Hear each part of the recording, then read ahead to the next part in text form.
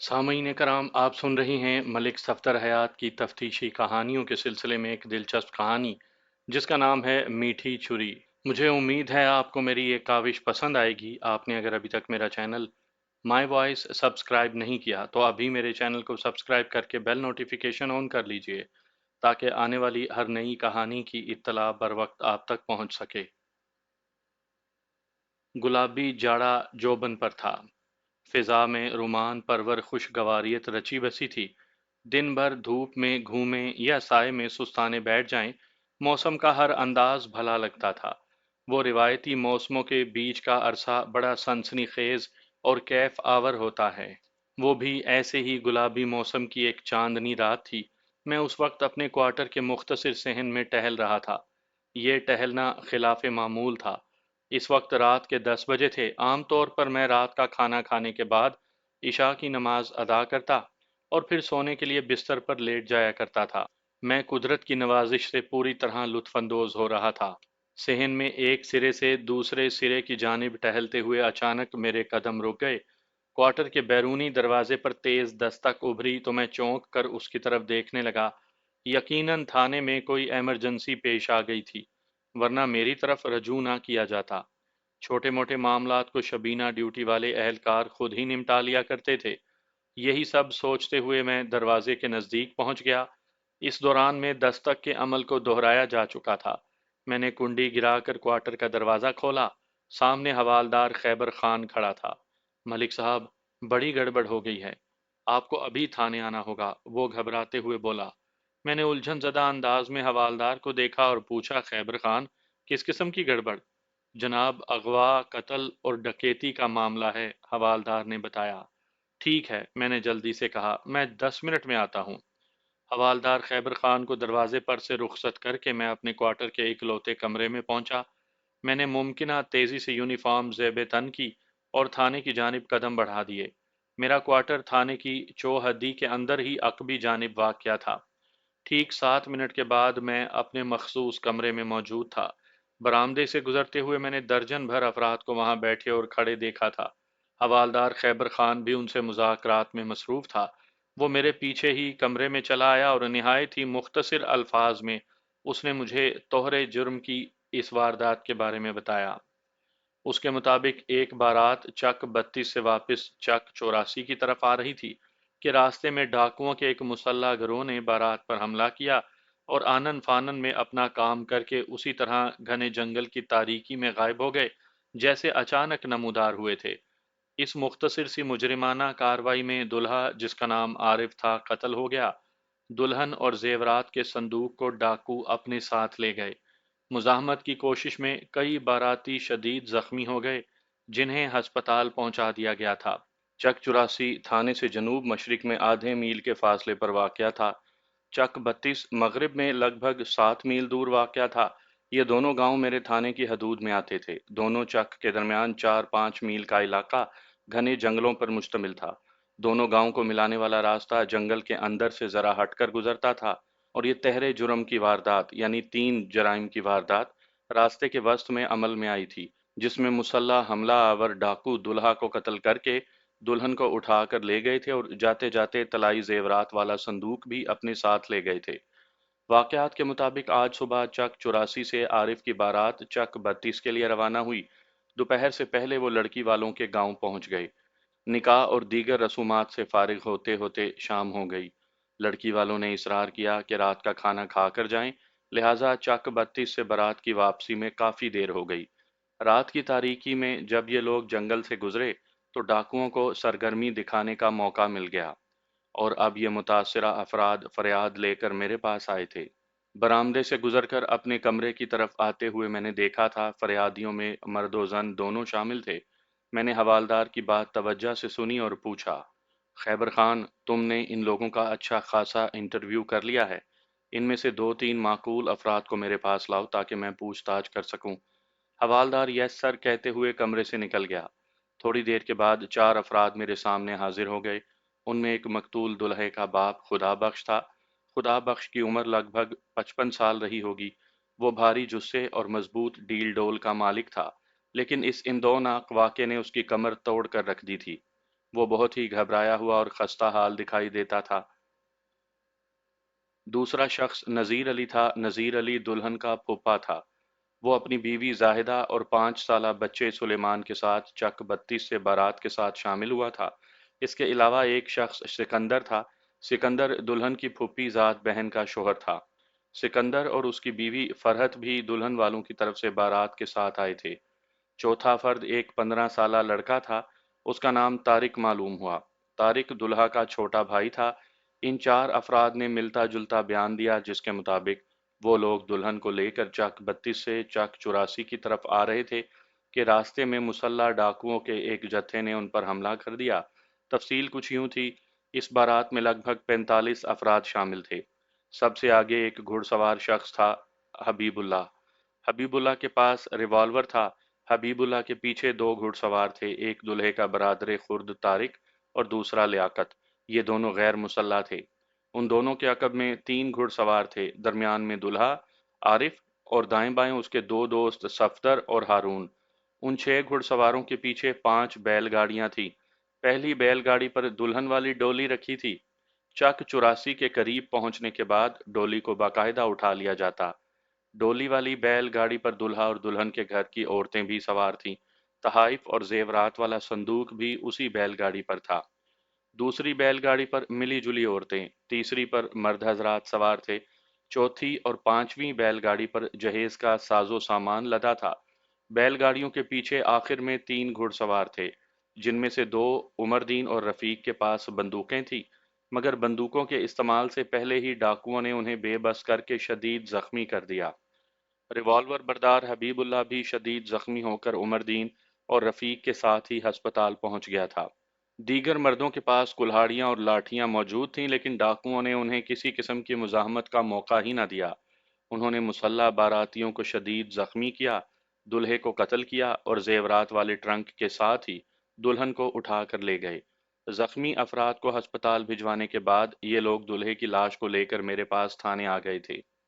میں نے گھما پھرا کر باری باری ان چاروں سے مختلف سوالات کیے، لیکن واردات کی وقوع پذیری کے احوال میں کوئی خاص فرق نمودار نہ ہوا، اور یہی صورتحال میرے لیے تشویش کا باعث تھی۔ اس باراتی قافلے میں کم و بیش 4 درجن افراد شامل تھے، جن میں غالب تعداد مردوں کی تھی۔ بعض ان میں مسلح بھی تھے اور اکثر کے پاس لاٹھیاں اور کلہاڑیاں وغیرہ بھی تھیں۔ یہ لوگ نصف درجن ڈاکوؤں کا بال بھی بیکا نہ کر سکے، اور وہ لوگ بڑے مزے سے اپنا کام کر کے چلتے بنے۔ یہ ہضم ہونے والی بات نہیں تھی۔ مجھے تو یہ ایک گہری سازش کا شاخسانہ دکھائی دے رہا تھا۔ میں نے تفصیلی پوچھ تاچھ سے پہلے لاش کا معائنہ ضروری سمجھا۔ مبینہ طور پر قتل، ڈکیتی اور اغوا کی وہ واردات رات 9 بجے کے قریب عمل میں آئی تھی۔ دلہا عارف 101% زندوں میں نہیں رہا تھا۔ اس کے جسم میں 4-5 گولیاں اتاری گئی تھیں۔ لالٹین کی روشنی میں لاش کا حتمی معائنہ تو نہیں ہو سکتا تھا، تاہم مجھے یہ اندازہ لگانے میں کسی دقت کا سامنا نہیں کرنا پڑا کہ دل میں پیوست ہونے والی گولی نے اس کی زندگی کا چراغ گل کر دیا تھا۔ میں نے مزید آدھے گھنٹے میں ضابطے کی کارروائی مکمل کی اور لاش کو پوسٹ مارٹم کے لیے ضلعی ہسپتال بھجوا دیا۔ جائے وقوعہ کا جائزہ لینا بہت ضروری تھا۔ میرے اندازے کے مطابق وہ مقام تھانے سے مغرب میں کم و بیش 1 میل دور جنگل میں واقع تھا۔ میں نے چشم دید گواہوں کے سرسری بیانات سے یہ اندازہ تو لگا لیا تھا کہ واردات کے بعد گھڑ سوار ڈاکوؤں نے کس سمت کا رخ کیا تھا۔ مجھے بتایا گیا کہ وہ واردات کے مقام سے جنوب کی طرف گئے تھے۔ اس جانب 2-2.5 میل کے رقبے پر پھیلا ہوا گھنا جنگل تھا، اور 3-4 میل کے بعد سلطان پورہ نامی ایک قصبہ واقع تھا۔ اگر وہ لوگ باقاعدہ ڈاکو تھے تو ان کا تعلق اسی جنگل سے ہو سکتا تھا، اور اگر وہ محض ڈاکوؤں کے بھیس میں تھے تو پھر وہ سلطان پورہ کے رہنے والے بھی ہو سکتے تھے۔ جائے وقوعہ کی جانب روانہ ہونے سے پہلے میں نے 4 اہلکاروں پر مشتمل ایک پولیس پارٹی ترتیب دی۔ ان کے ساتھ مزید 2 باراتی بھی شامل کر دیے۔ پھر ان 6 افراد کو میں نے جنگل کے راستے سے سلطان پورہ کی جانب پیش قدمی کی ہدایت کر کے تھانے سے روانہ کر دیا۔ واردات کو اگرچہ 1 گھنٹے سے زیادہ کا وقت گزر چکا تھا، مگر ڈاکوؤں کا تعاقب اور سراغ رسانی بہت ضروری تھی۔ ان لوگوں کے قبضے میں دلہن تھی جو بدقسمتی سے کنواری بیوہ کا ٹائٹل حاصل کر چکی تھی۔ زیورات والے صندوق کی اہمیت سے انکار ممکن نہیں۔ मगर दुल्हन को डाकुओं के चुंगल से निकालना फौरी तौर पर जरूरी था। वो सफाक लोग पहले ही दुल्हा को कत्ल करके अपने वहशी होने का सबूत फराहम कर चुके थे। इस काम से फारिग होने के बाद मैं फरियादियों की जानिब मुतवज्जा हुआ। मकतूल दुल्हा के बाप खुदा बख्श की हालत ठीक नहीं थी। वो मिन्नत रेज लहजे में बोला, थानेदार साहब, पूछ परतीत तो बाद में भी होती रहेगी, इस वक्त आप हमें घर जाने दें। शादी वाला घर मातम कदे में बदल चुका है, उसकी खबर लेना भी तो जरूरी है। उसकी बात को नज़रअंदाज नहीं किया जा सकता था। मैंने कहा, ठीक है, तुम औरतों को लेकर घर पहुंचो, मैं जाए वारदात से वापसी पर तुम्हारे पास आऊंगा। बाकी कार्रवाई तुम्हारे घर में बैठकर ही होगी। दो तीन बंदों को इधर ही रोक रहा हूँ, ये मेरे साथ जाए वकुआ पर जाएंगे, ये चश्मदीद गवाह हैं, वहां इनकी ज़रूरत पेश आ सकती है। खुदा बख्श ने कोई एतराज़ नहीं किया। थाने से रवाना करने से पहले मैंने उन दर्जन भर मर्दो जन के नामों की एक फहरिस्त तैयार कर ली थी, ताकि बाद में बयानात लेते वक्त आसानी रहे। उन अफराद में दुल्हा और दुल्हन खानदान के मर्द और औरतें शामिल थे। दुल्हन का नाम राफिया और फरानी मालूम हुआ। मकतूल दुल्हा आरिफ रानी के चचा का बेटा था। जाए वकुआ एक अंदाजे के मुताबिक थाने से लगभग 2.25 मील दूर थी। जो सूरत हाल सामने आई उससे तो यही जाहिर होता था कि वहां अच्छी खासी फायरिंग हुई थी, लेकिन हैरत अंगेज तौर पर मैंने ऐसी कोई आवाज़ नहीं सुनी थी। इसका एक सबब यह भी हो सकता था कि उन दिनों मुखालिफ रुख की हवाएं बड़े ज़ोरों शोरों से चल रही थीं, जिनके बाइस मौसम की खुनकी में कई गुना इजाफा हो गया था। मैंने एएसआई जाहिर अली को अपने कमरे में बुलाया और कहा, मैं हवालदार खैबर खान के साथ मौका वारदात का जायजा लेने जा रहा हूँ। मेरी गैर मौजूदगी में तुम थाने को अपने कंट्रोल में रखना। आप बेफिक्र हो जाएं मलिक साहब, वो एतमाद से भरपूर लहजे में बोला, आपको किसी किस्म की कोई शिकायत नहीं होगी। जाहिर अली बहुत ही जिम्मेदार और फर्ज शनास एएसआई था, और जाहिर है उन दिनों वो शबीना ड्यूटी अंजाम दे रहा था। मैंने खैबर खान के अलावा एक होशियार किस्म के कांस्टेबल को साथ लिया और जाए वारदात की तरफ रवाना हो गया। हम तीनों पूरी तरह मुसल्ला थे और हर नौयत की खुशगवार या नाखुशगवार सूरत हाल से निमटने के लिए एकदम तैयार। चांदनी रात में घोड़ों पर सवार होकर जंगल की तरफ रुख करना किसी सनसनी खेज तजर्बे से कम नहीं होता। मेरा जहन इस वक्त मुसलसल इस वारदात के बारे में सोच रहा था। दो बारातियों को भी मैंने रहनुमाई के लिए साथ ले लिया था। वो दोनों एक ही घोड़े पर सवार थे। उनके नाम वजीर अली और इमदाद हुसैन थे। उनका ताल्लुक दुल्हन के गांव चक 32 से था। खुदा बख्श, सिकंदर, नज़ीर अली और तारिक ने मुझे बताया था कि डाकुओं का वो जत्था अचानक ही तारीकी से निकलकर उन पर हमला आवर हो गया था और पलक झपकते में अपना काम करके वो तारीकी में गायब हो गए। पता नहीं तारीकी से उनकी मुराद घना जंगल था या वहां की खामोशी और सन्नाटा, वरना वो एक चांदनी रात थी। ज्यादा दूर ना सही मगर एक हद तक तो जरूर देखा जा सकता था। ये भी मुमकिन था कि वो लोग परेशानी के आलम में रात की मुनासबत से बार बार तारीकी का जिक्र कर रहे थे। बहरहाल इस हवाले से अभी कई सवाल अपने जवाब हासिल करने के मुंतजिर थे। अब तक जो हालात मेरे इल्म में आए थे, उनसे मैंने ये नतीजा अखज़ किया कि डाकू इस बाराती काफिले के टाइम टेबल, वापसी में होने वाली ताख़ीर और दीगर हर नौयत की मालूमात रखते थे। उन्हें यह अच्छी तरह मालूम था कि बारात में शामिल अफराद में से सिर्फ 3 के पास आतिशी असला मौजूद है, हबीबुल्लाह, उमर दीन और रफ़ीक। उन्होंने उन 3 अफराद को आनन फानन शदीद ज़ख्मी करके किसी मुकाबले या मुज़ाहमत के काबिल नहीं छोड़ा। लाठी और कुल्हाड़ी बरदार अफराद को वो खातिर में ही नहीं लाए और दुल्हन के साथ ही जेवरात वाले संदूक को समेट कर चलते बने।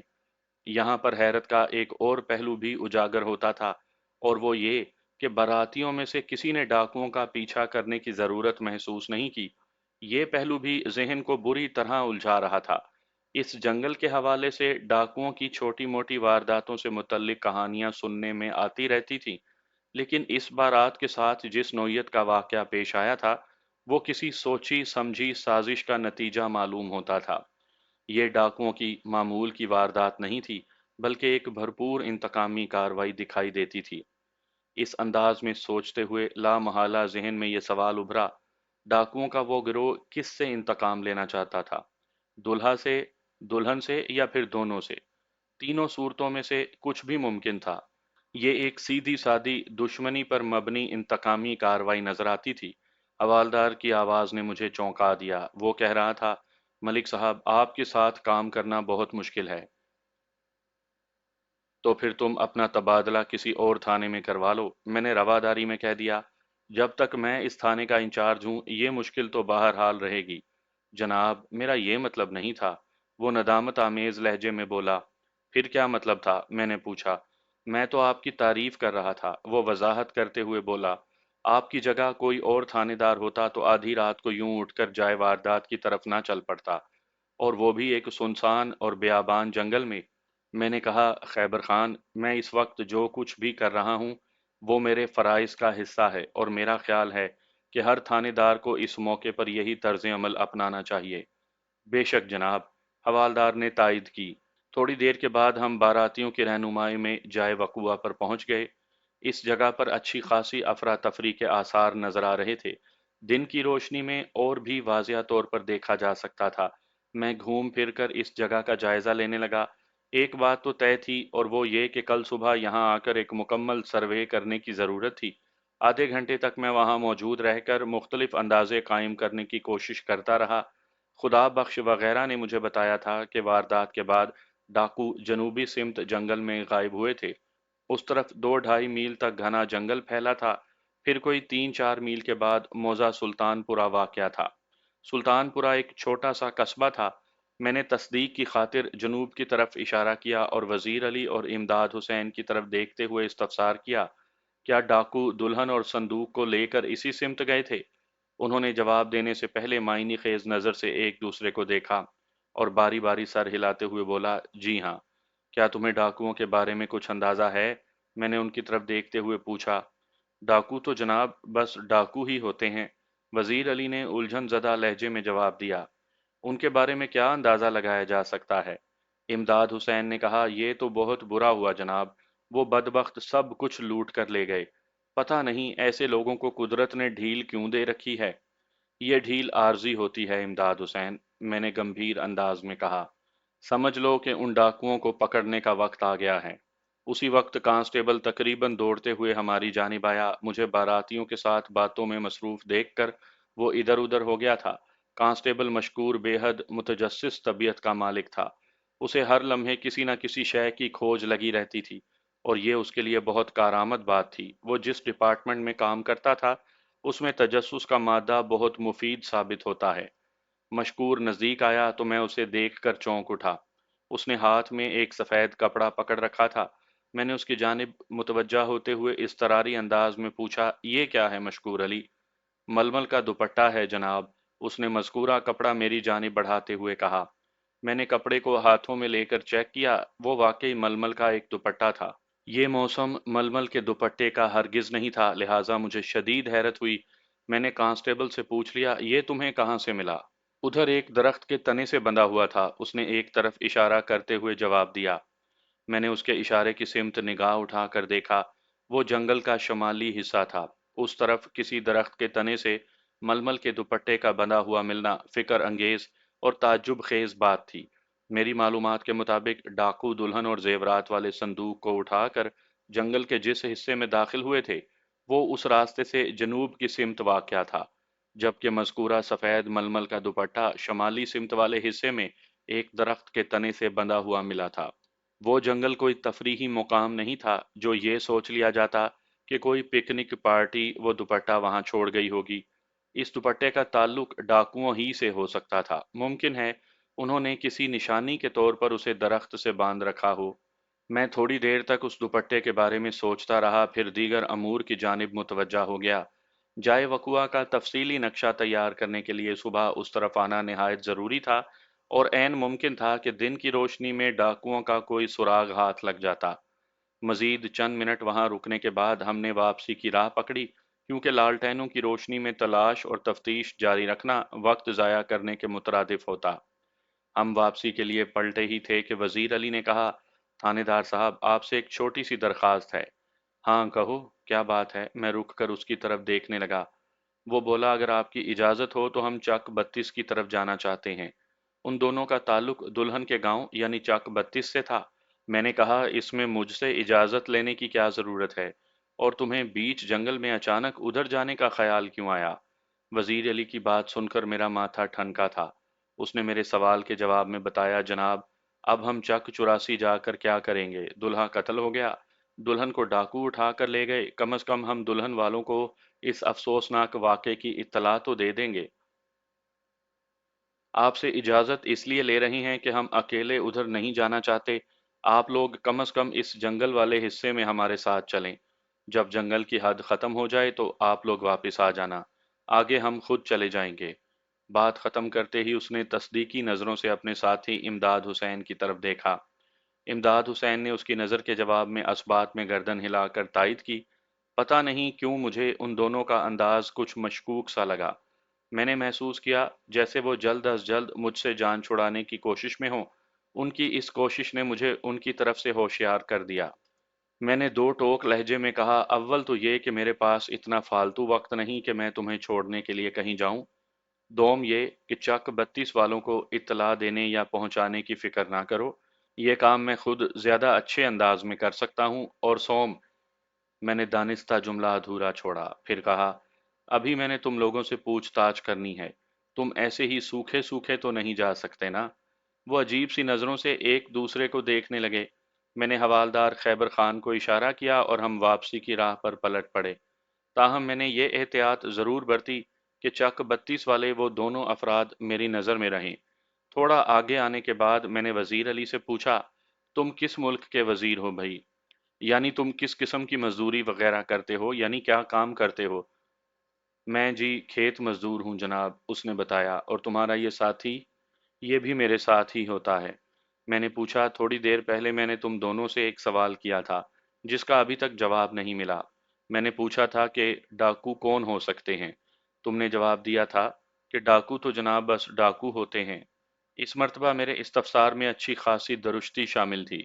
صرف اس گول مول جواب سے کام نہیں چلے گا، میں یہ جاننا چاہتا ہوں کہ تم ڈاکوؤں کے بارے میں کیا سوچتے ہو کہ وہ کون لوگ ہو سکتے ہیں؟ امداد حسین نے کہا، جناب یہ تو بہت مشکل سوال ہے، ہم ڈاکوؤں کے بارے میں کیسے کچھ بتا سکتے ہیں؟ وہ تو کالی آندھی کی طرح جنگل سے برآمد ہوئے اور اپنا کام کر کے واپس چلے گئے۔ ہمیں ان سے سوال جواب کرنے کی مہلت ہی نہیں ملی اور نہ ہی انہوں نے اپنی زبان سے ایک لفظ ادا کیا۔ ایک بات تو تم لوگوں کو ماننا ہوگی، میں نے ایک ایک لفظ پر زور دیا، یہ ڈاکوؤں کی کوئی عام سی کارروائی نہیں، بلکہ صاف ظاہر ہے کہ انہوں نے ایک سوچی سمجھی اسکیم کے تحت گھات لگا کر بارات پر حلہ بولا۔ یہ کسی گہری دشمنی اور انتقام کا نتیجہ ہے۔ بتاؤ، دلہا اور دلہن کے خلاف ایسی سازش کون کر سکتا ہے؟ اور ضروری نہیں کہ یہ واقعہ ڈاکوؤں کی دلہن سے کسی دشمنی کا نتیجہ ہو سکتا ہے انہوں نے کسی اور زاویے کی دشمنی یہاں نکالی ہو۔ بعض اوقات والدین کے اعمال کا پھل بھی اولاد کے حصے میں آتا ہے۔ تھوڑی دیر تک ان دونوں کی طرف سے خاموشی رہی، شاید وہ دونوں میری بات سمجھ نہیں سکے تھے۔ پھر جب وزیر علی بولا تو مجھے اندازہ ہوا کہ میرا سوال بڑے مناسب طریقے سے اس کے پلے پڑ گیا تھا۔ جناب، اللہ بخش صاحب تو بہت امن پسند انسان ہیں، ہم نے آج تک انہیں کسی شخص سے معمولی سا جھگڑا کرتے بھی نہیں دیکھا۔ دشمنی تو بہت دور کی بات، اور دشمنی بھی ڈاکوؤں کے گروہ سے، یہ بالکل ناممکن سا لگتا ہے۔ اللہ بخش خدا بخش کا بڑا بھائی تھا، دلہن رافعہ عرف رانی اس کی بیٹی تھی۔ امداد حسین نے پرسوچ انداز میں کہا، جناب ساری گڑبڑ عارف کی طرف سے نظر آتی ہے، لگتا ہے اس کے کسی مخالف نے پرانی دشمنی نکالی ہے۔ یہ بھی بھیانک انتقام کا ایک طریقہ ہے کہ اپنے دشمن کو قتل کر کے اس کی بیوی کو اٹھا کر لے جاؤ، اور مال غنیمت میں زیورات سے بھرا ہوا صندوق بھی ساتھ لے جاؤ۔ حوالدار خیبر خان نے برجستہ کہا، وزیر علی اور امداد حسین کا تعلق چونکہ دلہن کے گاؤں چک 32 سے تھا، اس لیے ان کی حمایت اور ہمدردی سراسر اللہ بخش وغیرہ کے ساتھ نظر آتی تھی۔ وہ سارے کا سارا الزام دلہا کی طرف ڈال رہے تھے۔ یہ واردات انہیں مقتول عارف کے کسی دیرینہ دشمن کا کارنامہ نظر آ رہی تھی۔ تھوڑی دیر کے بعد ہم گھوڑوں پر سوار چک 84 پہنچ گئے۔ خدا بخش کا گھر اس وقت ماتم کدا بنا ہوا تھا۔ وہ واقعہ ایسا نہیں تھا کہ لوگ لمبی تان کر سو جاتے۔ رات آدھی سے زیادہ گزر چکی تھی، مگر ابھی تک تمام افراد جاگ رہے تھے۔ میں خدا بخش کے گھر کی بیٹھک میں جا بیٹھا۔ ایک مرتبہ میں نے اس واقعے پر اظہار افسوس کیا اور کہا، خدا بخش، میں اپنے فرائض سے مجبور ہوں، ورنہ اس وقت تمہیں ہرگز تکلیف نہ دیتا۔ اس نے انتہائی معقول بات کی کہ آپ یہ جو کچھ بھی کر رہے ہیں ہماری بھلائی کے لیے ہی کر رہے ہیں۔ میں باقی افراد کو دوسرے کمرے میں بھیج کر خدا بخش کے ساتھ مصروف ہو گیا۔ سب سے پہلے میں نے اسے ململ کا وہ سفید دوپٹہ دکھایا اور اس کے بارے میں استفسار کیا۔ اس نے دوپٹے سے لا علمی کا اظہار کیا۔ کم از کم یہ میرے گھر کی تو کسی عورت کا نہیں ہو سکتا، اور اس ٹھنڈے ٹھار موسم میں ایسے باریک دوپٹے کا استعمال کا تو سوال ہی پیدا نہیں ہوتا۔ اس کی بات میں اچھا خاصا وزن تھا۔ میں اسی نتیجے پر پہنچا کہ ڈاکوؤں نے وہ دوپٹہ کسی نشانی کے طور پر اس درخت سے باندھ رکھا تھا۔ سفید رنگ رات کو نسبتاً آسانی سے دیکھا جا سکتا تھا، اسی لیے دوپٹہ اسی مہم کا حصہ ہوگا۔ میں نے ایک اور سوال کیا، ڈاکو اپنے ساتھ تمہاری بہو رانی کو علاوہ ایک ٹرنک بھی اٹھا کر لے گئے ہیں، مجھے بتاؤ کہ اس ٹرنک میں کیا کچھ تھا؟ سب سے زیادہ اہم تو زیورات تھے، وہ پورے 25 تولے سونا اور 40 تولے چاندی کے زیورات تھے۔ اس کے علاوہ چند قیمتی تحائف اور کامدار سوٹ بھی اس صندوق میں تھے۔ خدا بخش ایک آسودہ حال زمیندار تھا۔ میں نے مسروقہ صندوق کی تفصیل پوچھی تو اس نے بتایا، وہ چھوٹے سائز کا ایک جستی ٹرنک تھا، چوڑائی 1.5 فٹ اور لمبائی 2.5 فٹ۔ اس ٹرنک پر ایک مضبوط تالا بھی تھا۔ ڈاکوؤں کے لیے تالے اور کنڈیاں کوئی اہمیت نہیں رکھتے۔ میں نے کہا، صندوق پر لگے ہوئے تالے کو کھولنے کے بجائے توڑنا مناسب سمجھتے ہیں، یہ ان کے لیے کوئی مشکل نہیں۔ صندوق اور زیورات جائیں جہنم میں، وہ شکستہ لہجے میں بولا۔ میں رانی کے لیے بہت فکر مند ہوں، پتہ نہیں ڈاکو اسے کہاں لے گئے اور اس کے ساتھ کیا سلوک کریں۔ میں اپنے بھائی کو کیا منہ دکھاؤں گا؟ بڑے چاؤ سے میں اس کی بیٹی بیاہ کر لایا تھا، پتہ نہیں کس دشمن کی نظر کھا گئی ہماری خوشیوں کو۔ بولتے بولتے اس کی آواز بھر آ گئی اور وہ خاموش ہو گیا۔ میں نے کہا، میں بھی تو اس دشمن کی تلاش میں ہوں۔ تمہارے خیال میں تم لوگوں کی خوشیوں کو کس بدبخت کی نظر لگی ہوگی؟ اس نے کہا کہ میں نے تو ایسے ہی ایک بات کہہ دی تھی، میرے ذہن میں کوئی دشمن نہیں۔ میں نے سنجیدگی سے پوچھا، تم نے تو ایسے ہی ایک بات کہی، مگر میں جو کچھ پوچھ رہا ہوں اچھی طرح سوچ سمجھ کر کہہ رہا ہوں۔ یہ ڈاکوؤں کی معمول کی کارروائی نہیں، اس سازش کے پیچھے یقیناً تمہارے کسی دشمن کا ہی ہاتھ ہے، اور اس دشمن تک تم مجھے پہنچاؤ گے۔ میں کسی ایسے شخص سے واقف نہیں جو اس حد تک مجھے نقصان پہنچانے کی کوشش کر سکتا ہو۔ وہ ٹوٹے ہوئے لہجے میں بولا، میرا جوان جہان بیٹا موت کے منہ میں چلا گیا، بھائی کی بیٹی کو ڈاکو اٹھا کر لے گئے۔ اللہ بخش نے کتنی مشکلات کا سامنا کرتے ہوئے رانی کو میری بہو بنانے کا فیصلہ کیا تھا، سب کچھ تباہ ہو گیا۔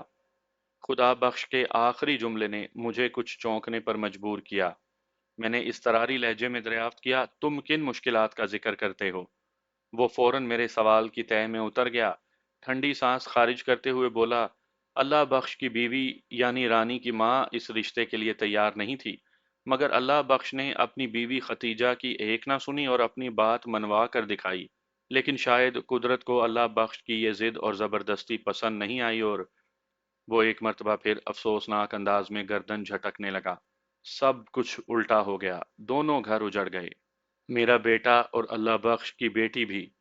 اس نے ادھورے جملے پر اپنی بات کو اختتام دیا تو میں پوچھے بنا نہ رہ سکا، خدا بخش ایک بات میری سمجھ میں نہیں آئی، ایک بھائی اپنی بیٹی دوسرے بھائی کے بیٹے کو دے رہا تھا، اس میں ختیجہ کے اعتراض کا کون سا پہلو نکلتا ہے؟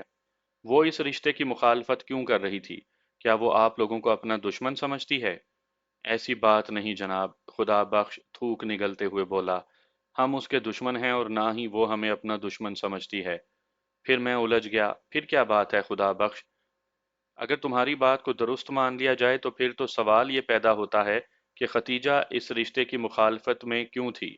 وہ بات دراصل یہ ہے جناب، خدا بخش نے اٹکتے ہوئے بتایا، ختیجہ چاہتی تھی کہ اپنی بیٹی رانی کی شادی بھائی کے بیٹے بشارت سے کرے، مگر اللہ بخش کی نظر میں بشارت کوئی اچھا لڑکا نہیں، پھر اپنے سالے الیاس سے بھی اللہ بخش کے تعلقات خوشگوار نہیں، یہ دونوں ایک دوسرے کو بالکل پسند نہیں کرتے۔ خدا بخش کے انکشاف نے مجھے بہت دور تک سوچنے کی راہ دکھا دی تھی۔ مغوی رانی کی ماں اپنے بھتیجے بشارت سے اس کی شادی چاہتی تھی، لیکن شوہر نے اس کی ایک نہ چلنے دی۔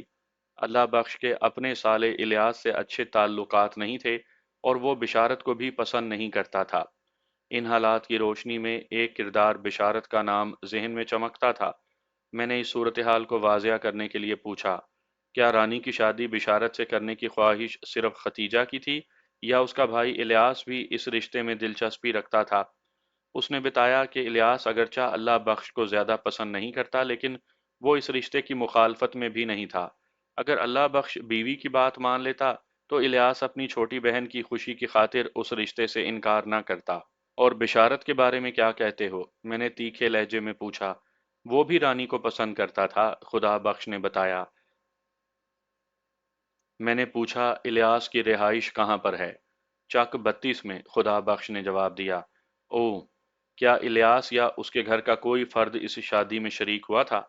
नहीं, उन्होंने इस शादी का मुकम्मल बायकाट किया, वो बेजारी से बोला। और लगता है कि अब उन दोनों खानदानों में फासले और ज्यादा बढ़ जाएंगे। इलियास की बराह रास्त तुमसे तो कोई दुश्मनी नहीं है ना? हमारे दरमियान कभी मेल जोल नहीं रहा। दुश्मनी या दोस्ती का तो कोई सवाल ही पैदा नहीं होता। लेकिन तुम्हारे बेटे का कत्ल तो एक खतरनाक दुश्मनी की तरफ इशारा करता है। आप कहना क्या चाहते हैं? उसकी आंखें हैरत से फैल गईं। मैंने हालात के अंधेरे में अंदाजे का एक तीर फेंका था। खुदा बख्श के चौंकने ने मुझे मजीद खेलने पर उकसाया। मैंने सरसराते हुए कहा, तुम मेरी बातों से क्या समझ रहे हो? वो बोला, आपके अंदाज से ये तासुर मिलता है कि आप इलियास को इस वाक़े का जिम्मेदार समझते हैं। इलियास या बिशारत एक ही बात है। मगर वो इतना बड़ा कदम कैसे उठा सकते हैं? उसकी हैरत बढ़ रही थी। मैंने कहा, मैं हतमी तौर पर कोई फैसला सादिर नहीं कर रहा, मगर हालात व वाक़यात इसी जानिब इशारा करते हैं। वो सरासीमा नज़र से मुझे देखते हुए बोला, थानेदार साहब, मुझे अपनी कब्र में जाना है और मरने के बाद खुदा को जवाब भी देना है। इसलिए मैं बगैर सबूत के किसी पर शक जाहिर करके अपनी आकबत खराब नहीं करना चाहता। खुदा बख्श, मैंने कहा, शक हमेशा बगैर सबूत के ही किया जाता है। अगर सबूत हाथ लग जाए तो फिर ये यकीन की बात होती है। मैंने कहा, खुदा बख्श, तुम्हारा जवान बेटा कत्ल हो गया। तुम्हारी बहू को जेवरात वाले संदूक समेत डाकू उठा कर ले गए। बारात में मौजूद किसी मर्दो जन को कोई नुकसान नहीं पहुंचाया। सिर्फ उन अफराद को जख्मी किया गया जिनके पास असला था। इससे क्या जाहिर होता है? यही जाहिर होता है ना कि डाकू इस बारात और इसमें शामिल हर शय से बाखूबी आगाह थे। उन्होंने बाकायदा एक तयशुदा मंसूबे के तहत यलगार की और अपना मकसद हासिल करने में कामयाब हुए। इन हालातों वाकयात की रोशनी में कहा जा सकता है कि डाकुओं को ये शादी हरगिज पसंद नहीं थी। तुम क्या कहते हो? वो बोला, मैं आपकी बातों से इनकार नहीं कर सकता। ये वजन से खाली नहीं, लेकिन डाकुओं की ये दुश्मनी समझ में नहीं आती। वो मेरे या अल्लाह बख्श से क्यों इंतकाम लेंगे? हमने आखिर उनका क्या बिगाड़ा था? उसकी सोच की हद को देखते हुए मैंने उस मौजू को ज्यादा फैलाना जरूरी ना समझा और कहा, तुम फिक्र ना करो, मैं जल्द अज जल्द उस डाकू के गिरोह को ढूंढ निकालूंगा और उन्हें अदालत से इबरतनाक सजाएं दिलवाऊंगा। तुम्हें अगर कोई ज़रूरी बात, चाहे वो अहम हो या गैर अहम, पता चले तो मुझे फौरन बताना। जी हाँ, वो तेजी से गर्दन हिलाते हुए बोला। खुदा बख्श का जवान बेटा कत्ल हुआ था, और वो भी ऐसे मौके पर कि मकतूल अभी तक दुल्हा के रूप में था। आरिफ ने भी अजीब नसीब पाया था। वो बीवी वाला तो हो गया, मगर बीवी पर कोई भी हक जिताने से पहले मौत अपना हक वसूल करने उसके सर पर आन पहुंची थी। खुदा बख्श को मैंने फारिग कर दिया, बाकी बातें बाद में पूछी जा सकती थीं। वैसे उसकी फराहम करदा इत्तलात ने मेरे जहन में तफ्तीश का एक नया दरीचा वाह कर दिया था। मैं बिशारत और उसके वालिद इलियास को किसी भी सूरत नज़रअंदाज नहीं कर सकता था। इस शादी से सबसे ज्यादा तकलीफ उन्हीं को थी। अगली सुबह मैंने उन्हें चेक करने का फैसला किया और दीगर लोगों के बयानात कलम बंद करने में मसरूफ हो गया। इस अर्क रेजी से कोई नई बात सामने नहीं आई, अलबत्ता सलमा नामी एक औरत ने एक खास जाविये की तरफ मेरी तवज्जो मबजूल करवाई। सलमा खतीजा की छोटी बहन थी और भांजी रानी के साथ ही चक 32 से चक 84 पहुंची थी। सलमा के बारे में मुझे मालूम हुआ कि वो बेवा थी। उसका इकलौता बेटा मंजूर भी उसके हमरा था। मंजूर की उम्र 14 साल के करीब थी और वो एक एबनॉर्मल लड़का था। खानदान में वो मंजूर झल्ला के नाम से मशहूर था। सलमा अपने बेटे के साथ मौजा शाम कोर्ट में रहती थी और शादी में शिरकत के लिए चक 32 आई थी। सलमा अपनी भांजी रानी के अगवा की वजह से बहुत परेशान नजर आती थी। मैंने ये बात खास तौर पर नोट की, और वो ये कि चक 32 से ताल्लुक रखने वाले अफराद इस वारदात को दुल्हे के किसी दुश्मन का कारनामा करार दे रहे थे, और चक 84 वालों का ये ख्याल था कि दुल्हा पर यह मुसीबत दूसरी तरफ से आई थी। ताहम कोई भी किसी वाज़िह दुश्मन की तरफ इशारा नहीं कर रहा था। इस सिलसिले में सलमा ने एक कदरे मुख्तलिफ बात की। थानेदार साहब, उसने मेरी आंखों में देखते हुए कहा, मुझे तो लगता है कि आरिफ के किसी दुश्मन ने उसे चोट दी है। ऐसी बातें तो और लोग भी कर रहे हैं, मैंने उकताए हुए लहजे में कहा, लेकिन ऐसा दुश्मन कौन हो सकता है, ये कोई नहीं बताता। ये तो एक छोटा सा बच्चा भी बता सकता है कि कोई दोस्त इस नौयत की लूट मार और कत्लो गारतगिरी नहीं कर सकता। मैं जिस शख्स के बारे में आपको बताना चाहती हूँ, माजी में आरिफ के साथ उसका झगड़ा भी रहा है। सलमा ने धीमे और पुरस्रार अंदाज में इंकशाफ किया। मैं चौंक कर उसे देखने लगा। सलमा की उम्र 35 और 40 के दरमियान होगी। उसे बेवा हुए लगभग 10 साल हुए थे। इस उम्र में भी वो खासी फिट थी। मैंने एक लम्हे में उसके सरापे का जायजा लिया और फिर सवाल दागा, तुम मुझे किस शख्स के बारे में बताना चाहती हो? उसका नाम महर मुश्ताक है, वो बदस्तूर पुरस्रार अंदाज में बोली। मुश्ताक? मैंने बेसाख्ता दोहराया। ये कौन है और कहाँ रहता है? महर मुश्ताक का ताल्लुक कस्बा सुल्तानपुरा से है, उसने बताया। सुल्तानपुरा के जिक्र पर मेरे जहन को एक झटका सा लगा। ये कस्बा जाए वारदात से जनूबी सिमत वाक़या था। वारदात के चश्मदीद बारातियों के मुताबिक डाकू उसी जानिब जंगल में गायब हुए थे। इस तरह लगभग 2.5 मील तक घना जंगल फैला था। जंगल से निकलने के बाद 3-3.5 मील के फासले पर कस्बा सुल्तानपुरा वाक़या था। इन वाक़याती हक़ाइक़ की रोशनी में सलमा की बात सुनकर मेरा चौंक जाना लाज़मी अमर था। मैंने इज़तरारी अंदाज में पूछा, सलमा, तुमने बताया है कि माजी में महर मुश्ताक और मकतूल आरिफ के दरमियान कोई झगड़ा वगैरह भी रहा। तुम्हें मालूम होगा वो झगड़ा किस नौयत का था और सबब क्या था? जमींदारों के बीच लड़ाई झगड़े की सबसे बड़ी वजह जमीन ही होती है। वो सोच में डूबी हुई आवाज में बोली। ज्यादा तफसील का तो मुझे नहीं पता, लेकिन उड़ती उड़ती सुनी थी, महर मुश्ताक और आरिफ के दरमियान भी कोई जमीनी तनाज़ा ही था। महर मुश्ताक कस्बा सुल्तानपुरा के एक बड़े जमींदार महर यूसुफ का बेटा है। वो लोग वहाँ के ताकतवर अफराद हैं। मुश्ताक के दादा का नाम सुल्तान था। वो कस्बा महर सुल्तान के नाम ही से मशहूर है। इससे आप महर ख़ानदान के असर व रसूख का अंदाज़ा लगा सकते हैं। सलमा की बातें और तवज्जो तलब और फ़िक्र अंगेज़ थीं। अगर वाकई महर मुश्ताक और आरिफ के दरमियान कोई संजीदा दुश्मनी मौजूद थी, तो फिर इस वारदात को मुश्ताक के साथ मंसूब करने का जवाज़ बनता था। महर मुश्ताक आरिफ से एक भयानक इंतकाम लेने के लिए खुद या फिर डाकुओं की मदद से इस किस्म की कार्रवाई कर सकता था। इस दुश्मनी की हकीकत की तस्दीक या तरदीद खुदा बख्श कर सकता था। मैंने मुख्तलिफ जावियों से सलमा को मजीद घिसने की कोशिश की, लेकिन मुझे मजीद कोई कामयाबी ना हुई। उसने ये कहकर बात ही ख़त्म कर दी कि थानेदार साहब, मुझे जो कुछ मालूम था वो मैंने बता दिया। मैंने उसकी तसल्ली की खातिर कहा, तुम फिक्र ना करो, मैं इस केस की तफ्तीश के दौरान में महर मुश्ताक और उसके बाप महर यूसुफ को भी चेक करूंगा। फिर मैंने पूछा कि तुम मौजा शाम कोट में किस तरफ रहती हो? उसने मुझे अपने घर की लोकेशन तफसील से बता दी। सरदार अली की वफात के बाद उसने दूसरी शादी नहीं की थी। मैंने उसे फारिग करने के बाद दोबारा खुदा बख्श से बात की। खुदा बख्श, मुझे पता चला है कि तुम्हारे मकतूल बेटे का किसी महर मुश्ताक से कोई फड्डा रहा है। ये बात आपको किसने बताई? उसने उल्टा मुझसे सवाल कर डाला। किसी ने भी बताई हो, इससे कोई फर्क नहीं पड़ता। मैंने कहा, तुम मेरे सवाल का जवाब दो। वो बोला, बात बहुत मामूली सी थी, मगर जवान खून और जोश से भरे हुए दिमागों ने उसे झगड़े का रंग दे दिया। फिर उसने तफसील बताई, जमींदारों के बीच ऐसे छोटे मोटे झगड़े तो होते ही रहते हैं। हमारे दरमियान भी नहरी पानी की तरसील और तकसीम का मसला उठ खड़ा हुआ था। महर मुश्ताक और आरिफ दोनों उभरते हुए जवान थे। उनके दरमियान तल्ख कलामी हो गई। बाद अज़ां ये तल्ख कलामी मुख्तलिफ किस्म की धमकियों तक जा पहुंची थी। बहरहाल, मैंने महर यूसुफ के साथ मिलकर सारे मामला तय कर लिए थे, और ये फितना इसी तरह बैठ गया जैसे अचानक खड़ा हुआ था। अब तो इस वाक़े को कई माह गुजर चुके हैं। मैं तो इस तनाज़े की सारी तलखियां भूल ही गया था। मैंने उसकी वजाहत तवज्जो से सुनी और खामोश होने पर कहा, खुदा बख्श, तुम तो इस तलखी को फरामोश कर बैठे हो, लेकिन इस बात की क्या जमानत है कि महर यूसुफ और उसके बेटे मुश्ताक ने भी तुम्हारी तरफ से अपने दिल साफ कर लिए हों? थानेदार साहब, दिलों के हाल तो अल्लाह ही बेहतर जानता है। मैं कोई गारंटी नहीं दे सकता। डाकुओं की इस वारदात के बारे में तुम्हारा क्या ख्याल है? मैंने पूछा। मैं समझा नहीं। मैंने कोई भी मुश्किल या उलझी बात तो नहीं पूछी, मैंने कहा। डाकुओं वाली कार्रवाई के पीछे मेहर खानदान का हाथ भी तो हो सकता है। सोना खुदा ही बेहतर जानता है थानेदार साहब। मैं तो इस वक्त बहुत सख्त परेशान हूँ। सच पूछें तो मेरा दिमाग काम नहीं कर रहा। आप जैसे चाहें तफ्तीश को आगे बढ़ाएं। उसका गला रुंध गया था। मैंने हौसला बढ़ाने वाले अंदाज में कहा, तुम फिक्र ना करो खुदा बख्श, सब ठीक हो जाएगा। मैं तुम्हारे मकतूल बेटे को तो वापस नहीं ला सकता, लेकिन वादा करता हूँ कि तुम्हारी बहू को जरूर डाकुओं के कब्जे से निकाल लाऊंगा।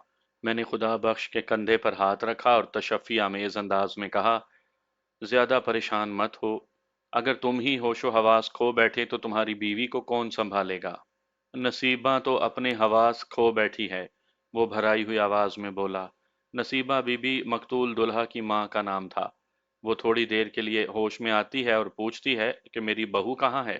फिर आरिफ को पुकारती है, वे पुत्र अपनी वोटी को तो मेरे पास ला। उसके बाद सीना को भी करते हुए दोबारा गशी की हालत में चली जाती है।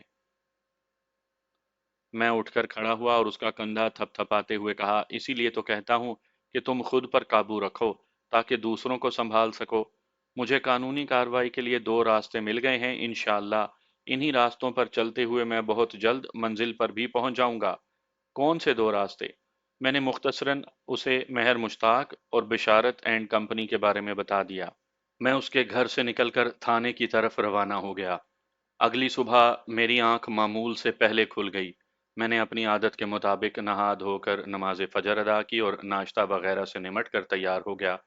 रात थाने से अपने क्वार्टर की तरफ आते हुए मैंने कांस्टेबल मशकूर अली की ड्यूटी लगा दी थी कि वो अलग सुबह दीन मोहम्मद को लाने के लिए रवाना हो जाए। दीन मोहम्मद उर्फ बाबा दीना एक तजर्बाकार खोजी था।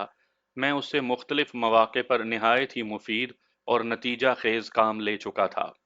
मैं यूनिफॉर्म पहनकर कबल अज वक्त थाने पहुंचा तो मालूम हुआ कि मशकूर अली मेरी हिदायत की तकमील के लिए अलल सुबह थाने से निकल गया था। मुझे देखकर थाने का अमला अटेंशन हो गया।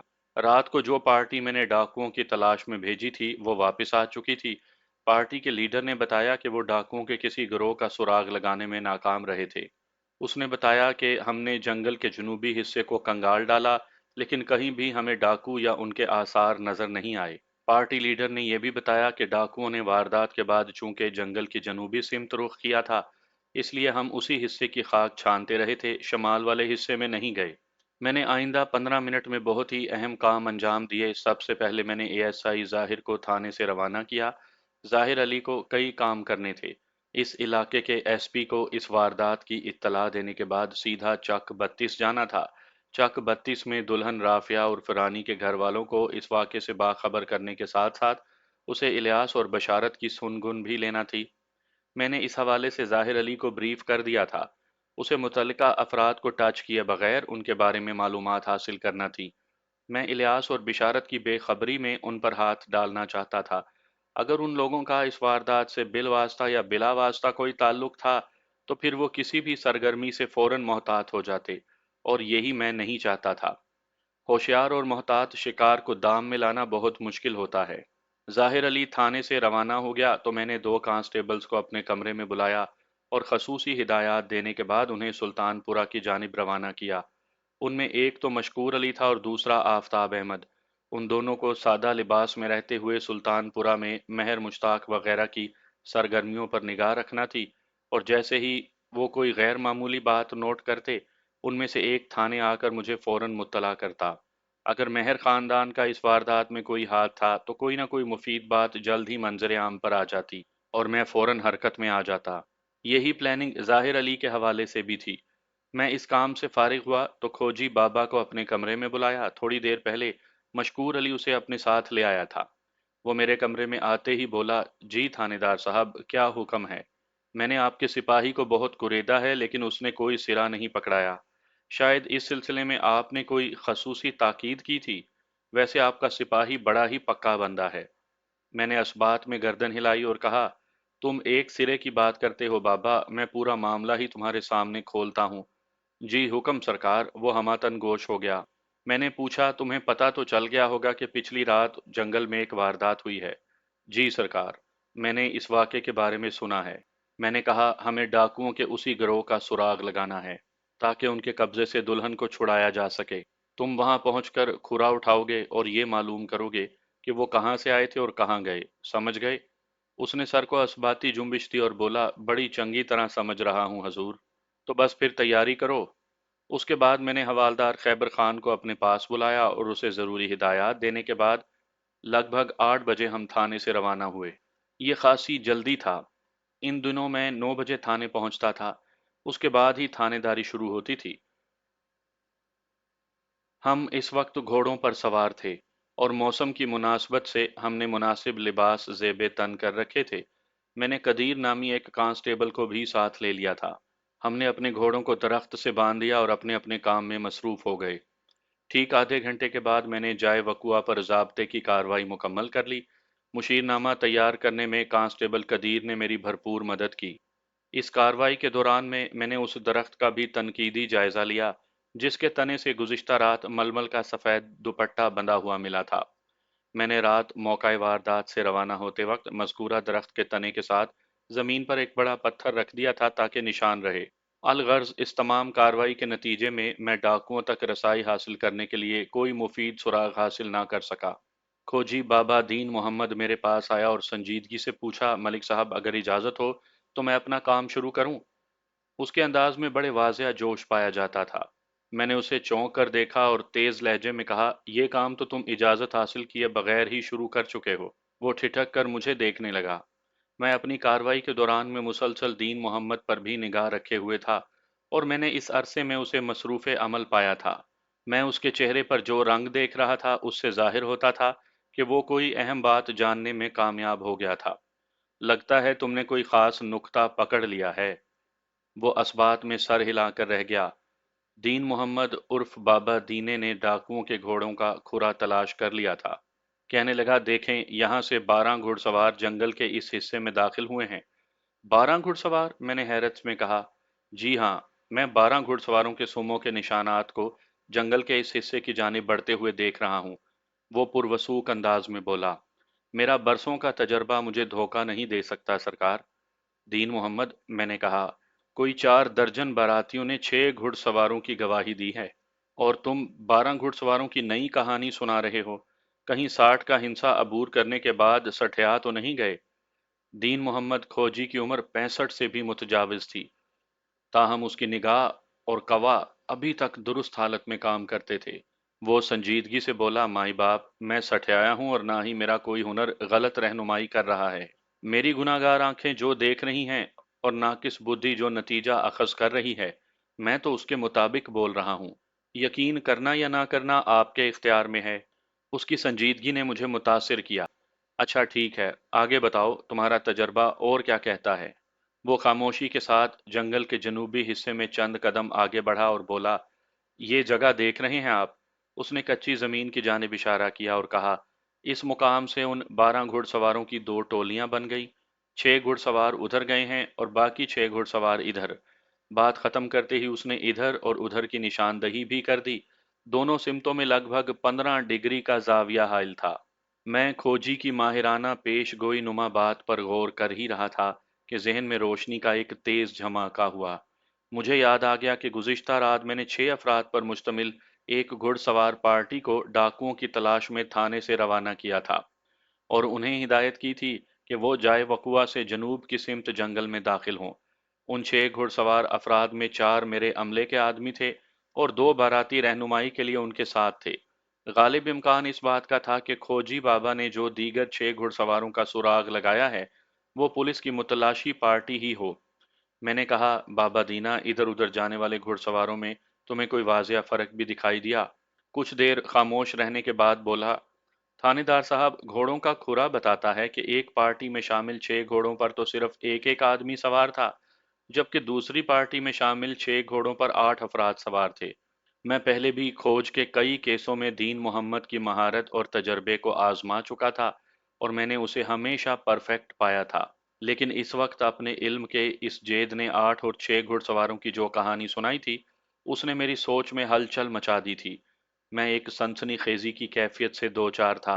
सूरत हाल रोज़े रोशन की मानिंद मुझ पर आया थी। बाबा दीने का तजर्बा झूठा नहीं हो सकता था। ये कोई ढकी छुपी बात नहीं थी कि डाकुओं ने बारात पर शब खून मारने के बाद दुल्हन اور زیورات اور قیمتی تحائف سے بھرے ہوئے جستی صندوق کو بھی اڑا لیا تھا۔ ظاہر ہے دلہن رانی اور مذکورہ صندوق کو بھی گھوڑوں پر ہی لادا گیا تھا، لہٰذا کم و بیش 2 افراد کا وزن بڑھ گیا، اور یقیناً 2 گھوڑوں پر اس وزن کو تقسیم کر کے لادا گیا ہوگا۔ ایک گھڑ سوار ڈاکو نے دلہن کو سنبھالا ہوگا اور دوسرے نے قیمتی ملبوسات اور زیورات سے بھرے ہوئے صندوق کو۔ اس حساب سے اگر دیکھا جاتا تو کھوجی دین محمد 100% درست نتائج اخذ کر رہا تھا۔ میں نے اضطراری لہجے میں کہا، بابا دینا، ہم اس کھرے کا تعاقب کریں گے جس میں 8 افراد سوار تھے۔ مجھے اندازہ ہو گیا تھا، کھوجی نے پر اعتماد لہجے میں تبصرہ کیا۔ ہم لگ بھگ آدھے گھنٹے تک جنگل میں جنوب کی سمت بڑھتے رہے۔ اس دوران میں کبھی ہم گھوڑوں پر سوار ہو جاتے اور کبھی گھوڑوں کی لگام تھام کر ساتھ ساتھ پیدل چلنے لگتے۔ کھوجی دین محمد ہم سے چند قدم آگے تھا۔ ہم اس وقت جس فن اور ہنر کی روشنی میں سفر کر رہے تھے، اس کا ماہر اور عالم بہرحال دین محمد کھوجی ہی تھا، لہٰذا اس کی پیروی ہم پر لازم تھی۔ کم و بیش آدھا میل جنگل کے اندر آنے کے بعد دین محمد رک گیا۔ مجبوراً ہمیں بھی رکنا پڑا۔ کھوجی نے 10 گز کے دائرے میں بغور جنگلی زمین کا جائزہ لیا اور حتمی لہجے میں یہ فتویٰ صادر کیا، اس مقام پر گھڑ سواروں نے قیام کیا ہے، میں یہاں گھوڑوں کے کھروں کے علاوہ 7 بندوں کا کھرا بھی دیکھ رہا ہوں، اور ان 7 بندوں کے کھرے میں ایک عورت کا کھرا بھی شامل ہے، یعنی یہاں پر 6 مردوں اور ایک عورت کے قدموں کا کھرا موجود ہے۔ اب اس بات میں کوئی شک نہیں رہا تھا کہ 6 ڈاکوؤں اور مغوی رانی اس مقام پر عارضی پڑاؤ ڈال چکے تھے۔ عارضی اس لیے کہ اب وہ وہاں دکھائی نہیں دے رہے تھے۔ میں نے پوچھا، تم جن 6 مردوں اور ایک عورت کے کھرے کی بات کرتے ہو، وہ ساتوں اب یہاں موجود نہیں۔ ذرا یہ بھی پتا چلاؤ آگے کس طرف گئے؟ ابھی لیں جناب۔ یہ کہتے ہوئے وہ اپنے کام میں مصروف ہو گیا۔ 10 منٹ کے بعد اس نے واپس آ کر فیصلہ کن لہجے میں کہا، جناب، میں یہ تو نہیں بتا سکتا کہ ان لوگوں نے یہاں کتنا قیام کیا، مگر ایک بات کا مجھے وثوق ہے، وہ یہاں سے واپس راہ گزر کی طرف گئے ہیں۔ یہ کیا کہہ رہے ہو دین محمد؟ اس کی بات سن کر میں اچھل پڑا۔ میں بالکل ٹھیک کہہ رہا ہوں سرکار، وہ اٹل لہجے میں بولا۔ لیکن وہ واپس کیسے جا سکتے ہیں؟ اس کی بات ہضم ہونے والی نہیں تھی۔ وہ اپنی دھن میں بولتا چلا گیا، تھانے دار صاحب، تھوڑے فاصلے پر میں نے پھر 6 گھوڑوں کے سموں کا کھرا ڈھونڈا ہے۔ لگتا ہے 7ویں عورت کو انہوں نے دوبارہ کسی گھوڑے پر سوار کر لیا تھا۔ ان 6 گھوڑوں کے کھروں میں 2 کھرے وہی بات ظاہر کر رہے ہیں، یعنی ایک ایک گھوڑے پر 2 سوار۔ یا یوں کہہ لیں کہ ان 2 گھوڑوں میں سے ایک پر ڈاکو کے ساتھ دلہن اور دوسرے پر ڈاکو کے ساتھ زیورات والا صندوق تھا۔ کھوجی کے ماہرانہ تجزیے سے ظاہر ہوتا تھا کہ ڈاکوؤں نے رانی سمیت کچھ وقت اس مقام پر گزارا، پھر واپسی کی راہ لی۔ واپسی والی صورت اگرچہ ناقابل ہضم تھی، تاہم میں نے ایک دوسرے زاویے سے کھوجی سے پوچھا، دین محمد، اس مقام پر تم نے جن 6 مردوں اور ایک عورت کا کھرا نکالا ہے، اس سے کسی افراتفری کا بھی اندازہ ہوتا ہے، یا یہاں قیام کے دوران ان میں صلح صفائی ہی نظر آئی؟ جناب، میرا ہنر اس بات کی گواہی دیتا ہے کہ اس جگہ پر قیام کرنے والے 7 افراد میں کسی قسم کی چھینا جھپٹی یا کھینچا تانی نہیں ہوئی۔ وہ لوگ امن و امان سے یہاں رکے اور پھر آگے بڑھ گئے، یعنی واپسی کی راہ پر گامزن ہو گئے۔ پہلی بات کی طرح یہ دوسری بات بھی میرے لیے ناقابل یقین تھی۔ میں نے تلخ لہجے میں کہا، کیا تم یہ ثابت کرنا چاہتے ہو کہ دلہن راضی خوشی ڈاکوؤں کے ہاتھوں اغوا ہوئی ہے؟ جناب، میں تو اپنے تجربے کی روشنی میں کھرے کے نتائج آپ کو بتا رہا ہوں، وہ مسکین سی صورت بنا کر بولا۔ ٹھیک ہے دین محمد، اب ہم اس کھرے کا تعاقب کریں گے جو یہاں سے واپسی کی راہ دکھا رہا ہے، تم آگے آگے چلو گے۔ وہ تھوڑی دیر تک سوچتی ہوئی نظر سے مجھے دیکھتا رہا، پھر بولا، جو حکم سرکار، آ جائیں میرے پیچھے پیچھے۔ 10-15 قدم ایک بیضوی نیم دائرے کی شکل میں چلنے کے بعد ہم دوبارہ جنگل سے شمال کی رخ راہ گزر کی سمت بڑھنے لگے۔ تاہم اس مرتبہ زاویے میں تھوڑی تبدیلی آ گئی تھی۔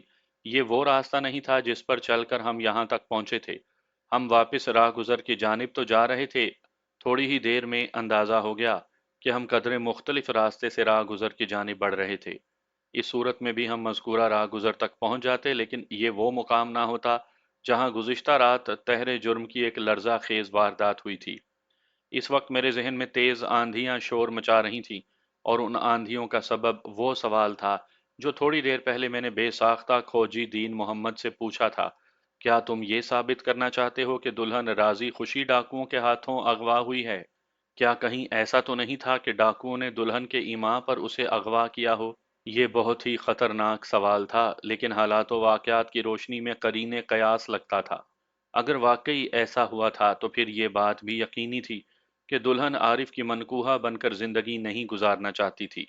बहरहाल ये सब बातें इम्कानी बातें थीं और यकसर गलत भी हो सकती थीं। ज़हन का काम तो मुसलसल सोचना है, और किसी खास अंदाज में सोचने के लिए उसे बस एक मामूली सा इशारा चाहिए होता है। हकीकत क्या थी ये तो आने वाला वक्त ही बता सकता था। कुछ देर के बाद हम उस रास्ते पर पहुंच गए जो चक 32 को चक 84 से मिलाता था, और उसी रास्ते पर गुज़िश्ता रात एक नाकाबिले फरामोश वारदात हुई थी। ताहम हैरत अंगेज बात यह थी कि हम जिस मुकाम पर निकले थे वो जाए वकुआ से लगभग आधे मील के फासले पर मगरिब में चक 32 की सिमत वाक़या था। पता नहीं वो अजीबो गरीब डाकू चंद घंटों की दुल्हन को कहाँ लेकर जाना चाहते थे। मैंने सवालिया नजर से खोजी दीन मोहम्मद को देखा और कहा, अब कहाँ का रुख करना है बाबा? जिधर खुरा ले जाए जनाब, वो संजीदगी में बोला। एक मर्तबा फिर हमारा सफर शुरू हो गया। हम उस रास्ते से शमाल में वाक़या घने जंगल में आगे बढ़ रहे थे। डाकू बहुत ही शातिर और चालाक साबित हो रहे थे। पहले उन्होंने वारदात के फौरन बाद जंगल के जनूबी हिस्से की राह इख्तियार की। चुनाचा ला महाला मेरा जहन सुल्तानपुर की तरफ चला गया। अब उनका खुरा शमाली जंगल की जाने बढ़ रहा था। पता नहीं हालात का ऊंट किस करवट बैठने का इरादा किए हुए था। जब तक इस खुरे के सहारे मैं किसी वाज़िया मंजिल तक ना पहुंच जाता, हतमी तौर पर कुछ नहीं कहा जा सकता था। जल्द ही मेरा यकीन रंग ले आया, और हम डाकुओं का खुरा पकड़ते हुए एक मतरूक कुएं तक जा पहुंचे। ये मुकाम जंगल के इख्तिताम पर वाक़या था। खोजी ने मतरूक कुएं के पास रुकते हुए कहा, यहाँ पर भी उन लोगों ने रुक कर कुछ वक्त गुजारा है। हम घोड़ों से उतर आए और उस मुकाम का जायजा लेने लगे। वो जंगल का इख्तिताम था। अगर वहां से सीधा शुमाल में मजीद सफर जारी रखा जाता तो लगभग 5 मील के बाद मौजा शामकोट वाक़या था। शामकोट से एक रास्ता चक 32 की तरफ भी आता था। ये तमाम गांव देहात मेरे थाने की हदूद में आते थे और मेरे देखे भाले थे। थोड़ी ही देर के बाद मेरी तलाश नतीजा खेज साबित हुई। मैं एक जस्ती संदूक तक रसाई हासिल करने में कामयाब हो गया। उस संदूक का साइज लगभग 1.5 ज़रब 2.5 फुट रहा होगा।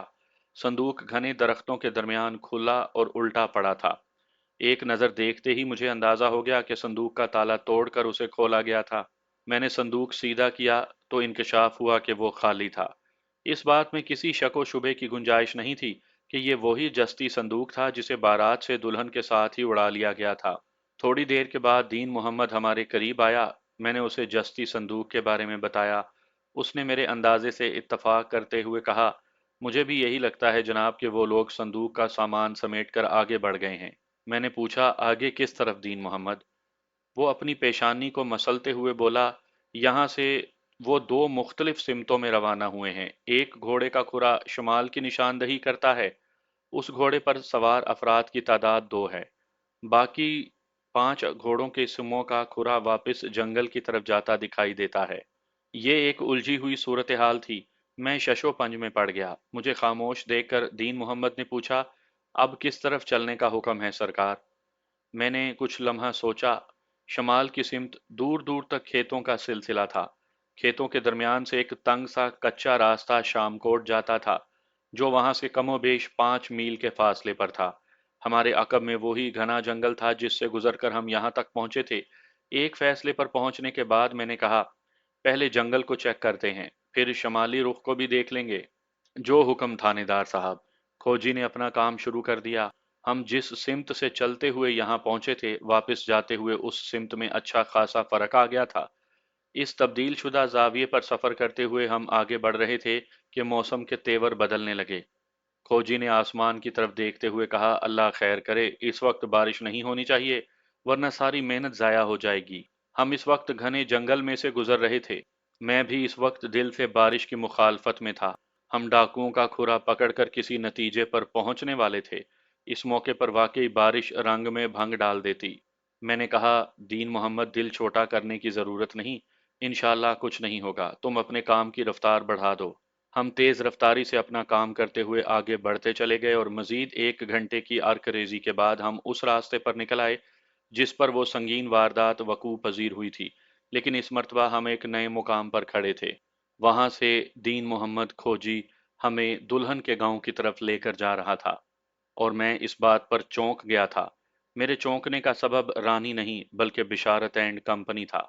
रानी का मामू इलियास और उसका बेटा बिशारत इसी गांव में रहते थे और ये लोग मशकूक अफराद की फहरिस्त में टॉप पर थे। मैं बर्क रफ्तारी से उनके बारे में सोच रहा था। मकतूल आरिफ के बाप खुदा बख्श का कहा हुआ एक एक लफ्ज़ मेरे जहन में ताज़ा था। डाकुओं के कदमों के आसार चक 32 की जानिब बढ़ने लगे तो मेरा जहन ला महला मनफी जाविये पर इलियास और उसके बेटे बिशारत के बारे में सोचने लगा। मैंने दीन मोहम्मद से कहा, नेक काम में ताखीर मुनासिब नहीं होती दीन मोहम्मद, जल्दी करो। साथ ही आसमान से थोड़ी थोड़ी बारिश की बूंदें गिरने लगीं, मगर मैंने उम्मीद का दामन हाथ से नहीं छोड़ा और कदरे मजबूत लहजे में कहा, दीन मोहम्मद, दिल हारने की जरूरत नहीं, तुम आगे बढ़ते रहो। मुझे लगता है जल्द ही ये बूंदाबांदी रुक जाएगी। आसमान शायद मेरी आवाज पर कान लगाए बैठा था। इधर मैंने बात पूरी की, उधर बारिश की रफ्तार में इजाफा हो गया। अब बाकायदा मींह बरसने लगा था। दीन मोहम्मद खोजी ने कहा, मलिक साहब, डाकुओं का खोरा तो समझें गया हाथ से। अब हमें खुद को भीगने से भी बचाना होगा। अगर ये पाला यानी ठंड मेरी बूढ़ी हड्डियों में उतर गया तो बड़ी आफत मचाएगा। चूंकि बारिश के कोई आसार नहीं थे, लिहाजा हमने थाने से रवाना होते वक्त बारिश से बचाव का कोई बंदोबस्त भी नहीं किया था। हमारे जिस्मों पर मुनासिब गर्म लिबास मौजूद था, लेकिन अगर ये लिबास बारिश में शराबूर हो जाता तो इसकी सारी गर्मी एक तरफ रह जाती। हम घोड़ों पर सवार होकर आगे पीछे जंगल में दाखिल हो गए। जल्द ही हम एक ऐसे मुकाम तक रसाई हासिल करने में कामयाब हो गए जहां 3 दरख्तों के बालाई हिस्से आपस में खल्त मल्त होकर रह गए थे। उनकी चोटियां बाहम पेवस्त होकर एक बुलंदो बाला छतरी की सूरत इख्तियार कर चुकी थीं। पत्तेदार घनी शाखों में से छन कर बारिश का पानी नीचे तक नहीं पहुंच पा रहा था। गोया हम वहां पनाह लेकर बारिश से वाकई महफूज हो गए थे।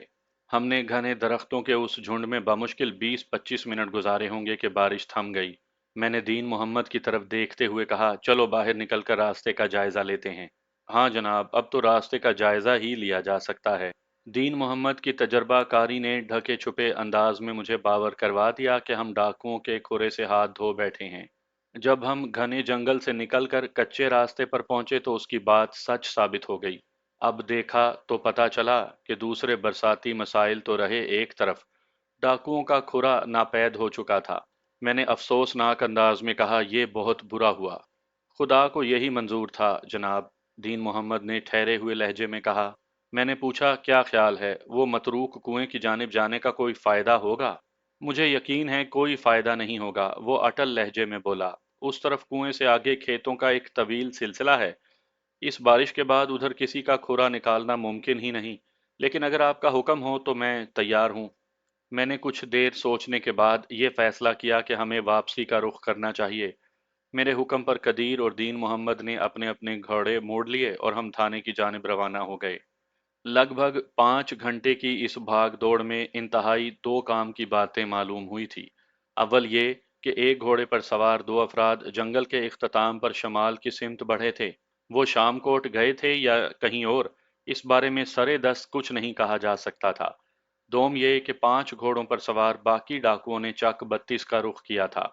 ये भी हतमी नहीं था कि वो चक 32 पहुंचे थे या किसी और सिमत निकल गए थे।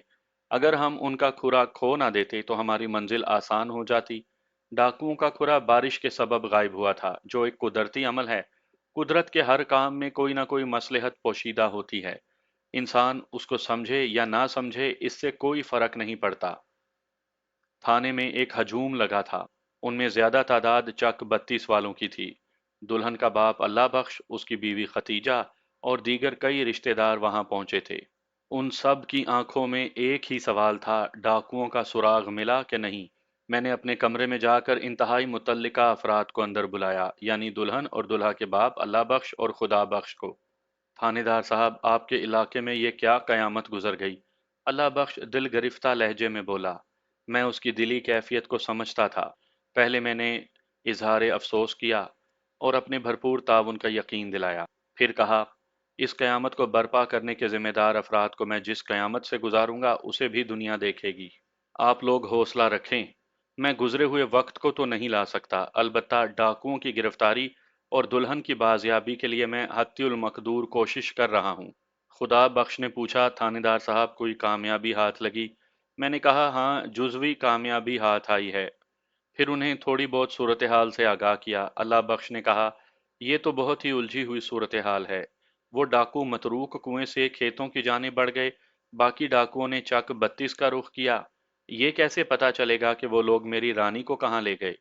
یہ پتا تو تمہارے تعاون سے چل سکتا ہے اللہ بخش، میں نے اس کی آنکھوں میں دیکھتے ہوئے کہا۔ وہ جلدی سے بولا میں ہر قسم کے تعاون کے لیے تیار ہوں، آپ حکم کریں۔ دیکھو بھائی، یہ تو ظاہر ہے کہ ڈاکوؤں کی کارروائی کسی بھیانک انتقام کا نتیجہ ہے۔ یہ تم دونوں میں سے کسی کے دشمن کا بھی کارنامہ ہو سکتا ہے۔ یہ دشمنی عارف یا رافعہ سے بھی ممکن ہے۔ ڈاکوؤں نے بھری پوری بارات پر شب خون مار کر دلہے کو قتل کیا اور دلہن کو زیورات کے صندوق سمیت اٹھا کر لے گئے۔ صندوق کا قصہ میں تمہیں سنا چکا ہوں۔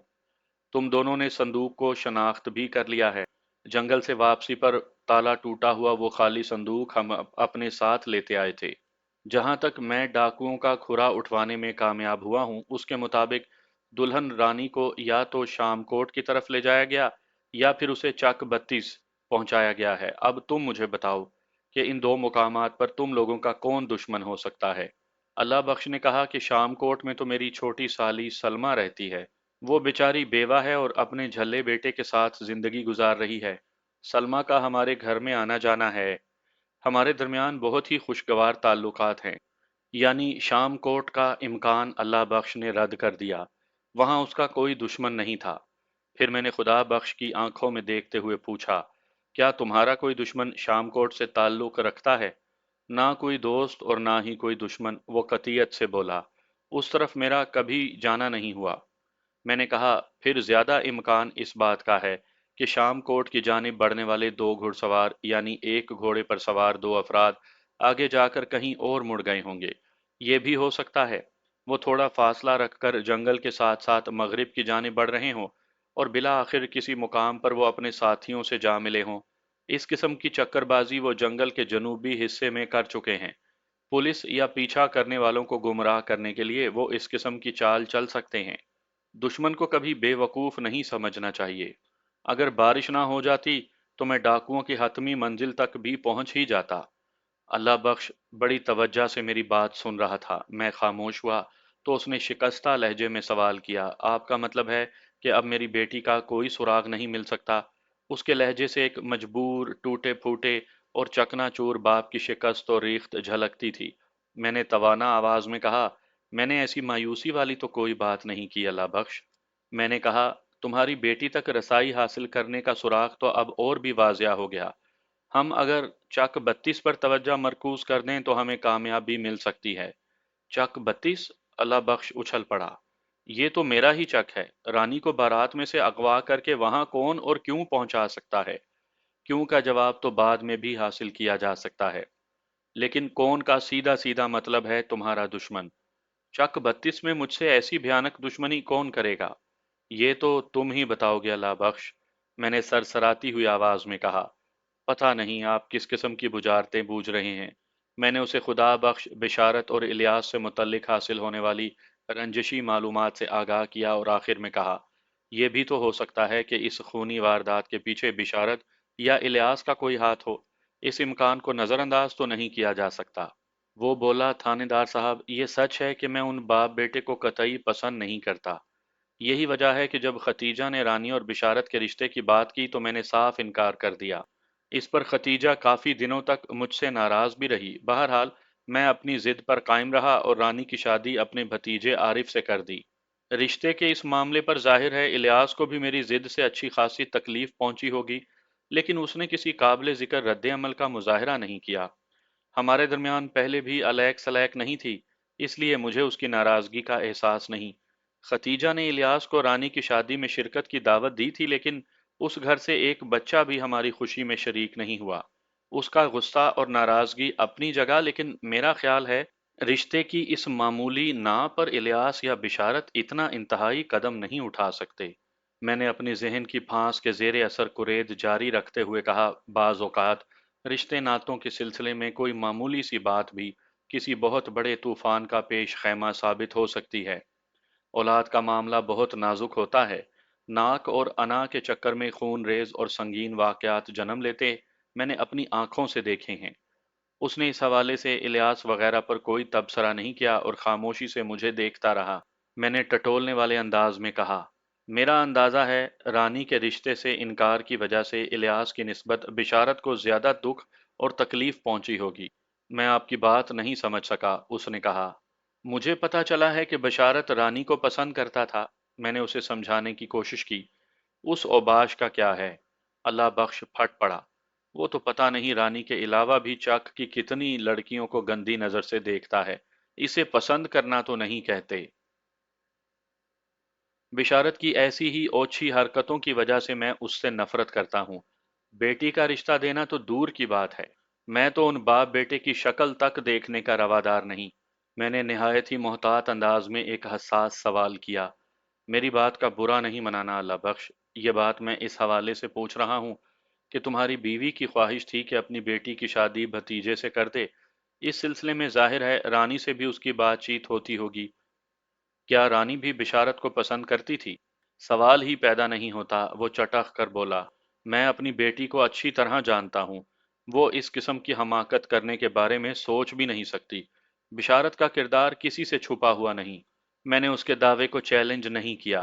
وہ اس وقت غم و اندوہ کی جس لہر کی لپیٹ میں تھا، وہ اس بات کی متقاضی تھی کہ اللہ بخش کے جذبات اور احساسات کو کم سے کم ٹچ کیا جائے۔ میں نے بات چیت کے زاویے کو تھوڑا سا بدلا۔ اللہ بخش، حالات و واقعات اس وقت جو نقشہ ترتیب دے رہے ہیں، اس کی حدود و قیود کا تقاضا ہے کہ الیاس اور بشارت کو اچھی طرح چیک کیا جائے۔ آپ چاہے جسے مرضی چیک کریں، کچھ بھی کریں، لیکن خدا را کسی طرح میری رانو مجھے واپس دلا دیں۔ تم فکر نہ کرو اللہ بخش، میں بہت جلد تمہاری بیٹی کو بازیاب کروا لوں گا۔ پھر میں نے خدا بخش سے کہا، تمہارا غم اپنی جگہ، لیکن میں تمہیں یقین دلاتا ہوں تمہارے جوان جہان بیٹے کا قاتل جلد ہی میری گرفت میں ہوگا۔ اللہ بخش، میں نے دلہن کے باپ سے کہا، تم واپس جاؤ اور چک 32 میں رہتے ہوئے اپنی آنکھوں اور کانوں کو کھلا رکھو۔ اگر تمہیں الیاس یا بشارت کے بارے میں کوئی بھی اہم بات معلوم ہو تو فوراً مجھے اطلاع دینا۔ ویسے میں بھی پہلی فرصت میں ادھر کا چکر لگانے والا ہوں۔ کیا وہ دونوں باپ بیٹا اس وقت چک 32 میں ہیں؟ مجھے نہیں پتا جناب، وہ بیزاری سے بولا۔ ان سے میرا کوئی میل جول نہیں، جس گاؤں نہ جانا ہو اس کے کوس گننے کا کیا فائدہ؟ میں نے کہا، اگر نہیں جانتے تو جاننے کی کوشش کرو، اس طرح کوئی مفید بات نکل کر سامنے آئے گی۔ انشاءاللہ جلد ہی ہماری چک 32 میں ملاقات ہوگی۔ میں ذرا چک 84 میں جا کر پہلے اپنی بھابھی سے تعزیت کر لوں، سلمہ کی خیر خیریت بھی دریافت کرنی ہے، میں شام تک ہی واپس جا سکوں گا۔ ٹھیک ہے، میں نے یہ کہتے ہوئے انہیں کمرے سے رخصت کر دیا۔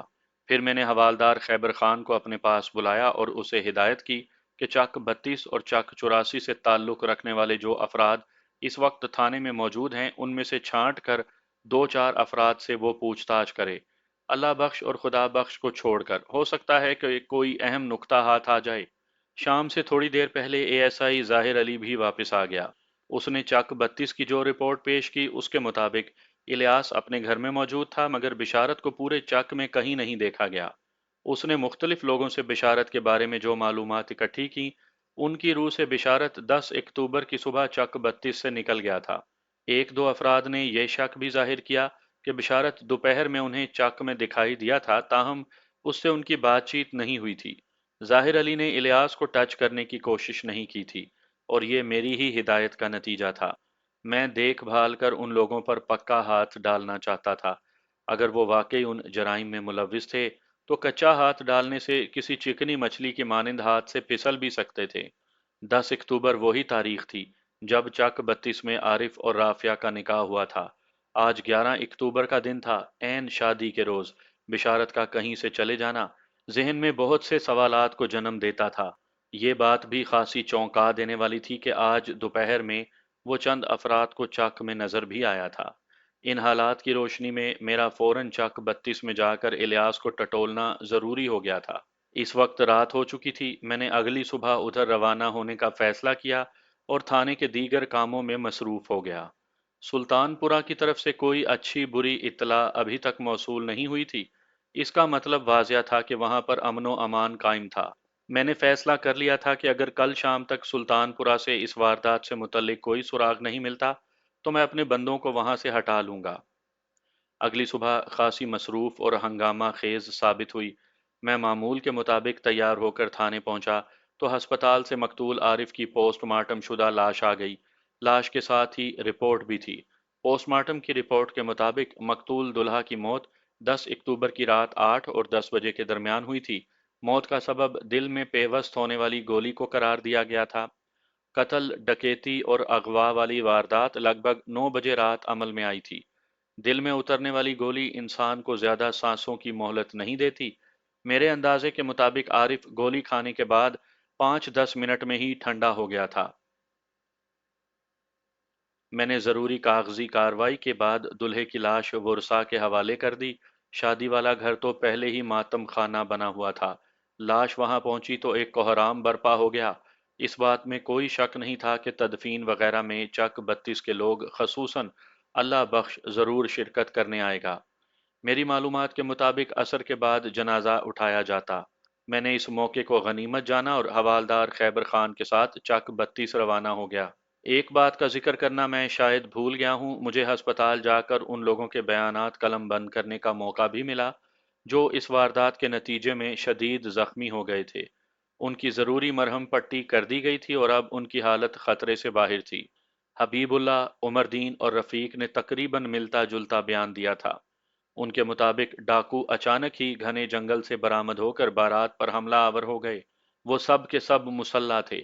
کسی نے ان کی آواز سنی اور نہ ہی چہرہ دیکھا۔ انہوں نے سیاہ لباس پہن رکھے تھے اور چہروں پر بھی سیاہ ڈھاٹے باندھ رکھے تھے۔ انہوں نے زبان سے ایک لفظ تک ادا نہ کیا اور بارات پر ہلہ بولتے ہی دھواں دھار انداز میں فائرنگ شروع کر دی۔ چند سیکنڈوں میں وہ اپنا کام کر کے گھنے تاریک جنگل میں غائب ہو چکے تھے۔ تینوں زخمیوں سے ایسی کوئی بات پتہ نہ چل سکی جو ڈاکوؤں کی شناخت یا ان تک رسائی کا سبب بن سکتی۔ ان تینوں کے بیانات سے یہ بات پایہ ثبوت کو پہنچ گئی کہ یہ واردات ایک سوچی سمجھی سازش کا نتیجہ تھی۔ مجھے اس سازش کے مرکزی کردار تک پہنچنا تھا۔ ہم دوپہر سے پہلے چک 32 پہنچ گئے۔ سب سے پہلے ہم نے اللہ بخش کے گھر کا رخ کیا۔ گزشتہ روز تھانے میں اللہ بخش نے مجھے بتایا تھا کہ وہ رات تک گھر پہنچ جائے گا۔ کبھی امید یہی تھی کہ وہ ہمیں گھر پر مل جائے گا، لیکن بعض اوقات کبھی امیدیں بھی پانی کا بلبلہ ثابت ہوتی ہیں۔ چک 32 میں اللہ بخش کے گھر سے معلوم ہوا کہ وہ رات چک 84 سے واپس نہیں آیا۔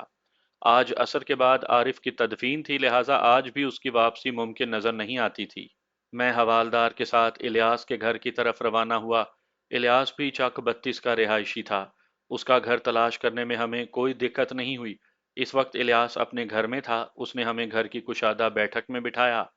اس بیٹھک کی سجاوٹ اور وہاں پر رکھے سامان سے اندازہ ہوتا تھا کہ الیاس ایک کھاتا پیتا اور خوشحال شخص تھا۔ ہم اس وقت سرکاری وردی میں تھے، لہٰذا الیاس کا ماتھا شکن آلود تھا۔ وہ ہمیں بڑی شرافت سے بیٹھک میں لے آیا تھا، مگر اس کے چہرے پر سوالات کا ایک جال سا پھیلا ہوا تھا۔ میں نے اس کی تکلیف دور کرنے کی خاطر اپنا تعارف کروایا۔ میرا نام ملک صفدر حیات ہے۔ میں اس علاقے کا تھانہ انچارج ہوں۔ میں نے بتایا۔ چک 84، چک 32، سلطان پورہ اور شام کوٹ وغیرہ میرے تھانے کی حدود میں ہی آتے ہیں۔ میں نے خیبر خان کی طرف اشارہ کرتے ہوئے کہا، یہ حوالدار خیبر خان ہے۔ الیاس نے کہا، میں نے آپ کا نام تو سن رکھا ہے، لیکن روبرو ملاقات پہلی مرتبہ ہو رہی ہے۔ آپ کے بارے میں مشہور ہے کہ آپ بڑے کڑک تھانے دار ہیں۔ میں نے کہا، تم نے ٹھیک سنا ہے، میں اصولوں پر سودے بازی نہیں کرتا۔ آپ سے مل کر بہت خوشی ہوئی۔ اس کا آخری جملہ بالکل کھوکھلا تھا۔ میں نے بدستور اس کی آنکھوں میں جھانکتے ہوئے ٹھوس لہجے میں کہا، الیاس، ممکن ہے اس ملاقات کے آخر میں تمہیں اپنے بیان کو تبدیل کرنا پڑے۔ اس نے چونک کر مجھے دیکھا۔ میں سمجھا نہیں۔ ہو سکتا ہے، میں نے اسے سمجھایا، جب میں تمہیں ہماری آمد کی غرض و غایت کا بتاؤں تو تم یہ کہنے کی توفیق سے محروم ہو چکے ہو کہ آپ سے مل کر بہت خوشی ہوئی۔ اس کے چہرے پر ایک رنگ سا آ کر گزر گیا۔ تاہم خود کو مضبوط ظاہر کرنے کی کوشش کرتے ہوئے اس نے کہا، ملک صاحب، آپ بہت الجھی ہوئی اور ڈرانے والی باتیں کرتے ہیں۔ الجھی ہوئی ہر بات کی تو میں وضاحت کر دوں گا۔ میں نے بدستور اس کے چہرے پر نگاہ جمائے رکھی۔ لیکن اگر تم نے کوئی غلطی نہیں کی تو پھر مجھ سے ڈرنے کی کوئی ضرورت نہیں۔ میں صرف مجرموں کے ساتھ سختی برتتا ہوں۔ شریف النفس لوگوں کے ساتھ میں محبت اور نرمی کا برتاؤ کرتا ہوں، اور اگر ان میں سے کوئی تھانے آ جائے تو میں بصد احترام اسے بیٹھنے کے لیے کرسی بھی پیش کرتا ہوں۔ اس کی سمجھ میں نہ آیا کہ وہ کیا کہے۔ ایک لمحے کے لیے اس نے متعاملانہ انداز میں مجھے دیکھا، پھر اٹھ کر کھڑے ہوتے ہوئے بولا، میں آپ لوگوں کے لیے چائے پانی کا بندوبست کرتا ہوں، باتیں تو ہوتی ہی رہیں گی۔ اس بندوبست کی کوئی ضرورت نہیں الیاس، ہم یہاں تم سے خاطر تواضع کروانے نہیں بلکہ تم سے دو ٹوک بات کرنے آئے ہیں، لہٰذا چپ چاپ بیٹھے رہو اور جو میں سوال کروں اس کا ٹھیک ٹھیک جواب دو۔ میرے لہجے میں ٹپکتی سنگینی کو اس نے پوری وضاحت سے محسوس کیا۔ وہ کھٹک سے وہیں بیٹھ گیا جہاں سے اٹھا تھا، پھر بولا، جی فرمائیں تھانے دار صاحب، میں کیا خدمت کر سکتا ہوں؟ میں نے فی الفور اندازہ لگا لیا کہ اسے میرا اسٹائل پسند نہیں آیا تھا، لیکن مجھے اس کی پسند یا ناپسند کی قطعی کوئی پرواہ نہیں تھی۔ میں نے نہایت ہی مختصر اور پائیدار الفاظ میں اسے اپنی آمد کے مقصد سے آگاہ کیا۔ پوری بات سنتے ہی وہ بھڑک اٹھا، کیا آپ ہمیں اس واردات کا ذمہ دار ٹھہراتے ہیں؟ میں نے وہ حقیقت بیان کی ہے حالات جس سمت اشارہ کر رہے ہیں۔ میں نے خالص تھانے دارانہ انداز میں کہا، اللہ بخش اور تمہارے درمیان پائی جانے والی رنجش کسی سے ڈھکی چھپی نہیں، پھر رانی کے رشتے سے انکار کے بعد اللہ بخش کے لیے تمہارے دل میں موجود نفرت اور بھی بڑھ گئی ہوگی، لہٰذا سب بکواس ہے۔ وہ میری بات پوری ہونے سے پہلے ہی طیش کے عالم میں بولا، انکار تو اس وقت ہوتا اگر میں اس گھر میں اپنے بیٹے کا رشتہ لگاتا، وہ تو میری معصوم بہن کی ایک خواہش تھی جسے اس سنگ دل شخص نے اپنے قدموں تلے روند ڈالا۔ سنگ دل شخص سے اس کی مراد اللہ بخش تھی۔ آپ خواہ مجھے اور میرے بیٹے کو ایک جھوٹے کیس میں پھنسانے کی کوشش کر رہے ہیں۔ وہ پاؤں پٹکتے ہوئے بولا، عارف کے قتل یا رافیہ کے اغوا سے ہمارا کوئی تعلق واسطہ نہیں، بلکہ مجھے اس واقعے کا دلی افسوس ہے۔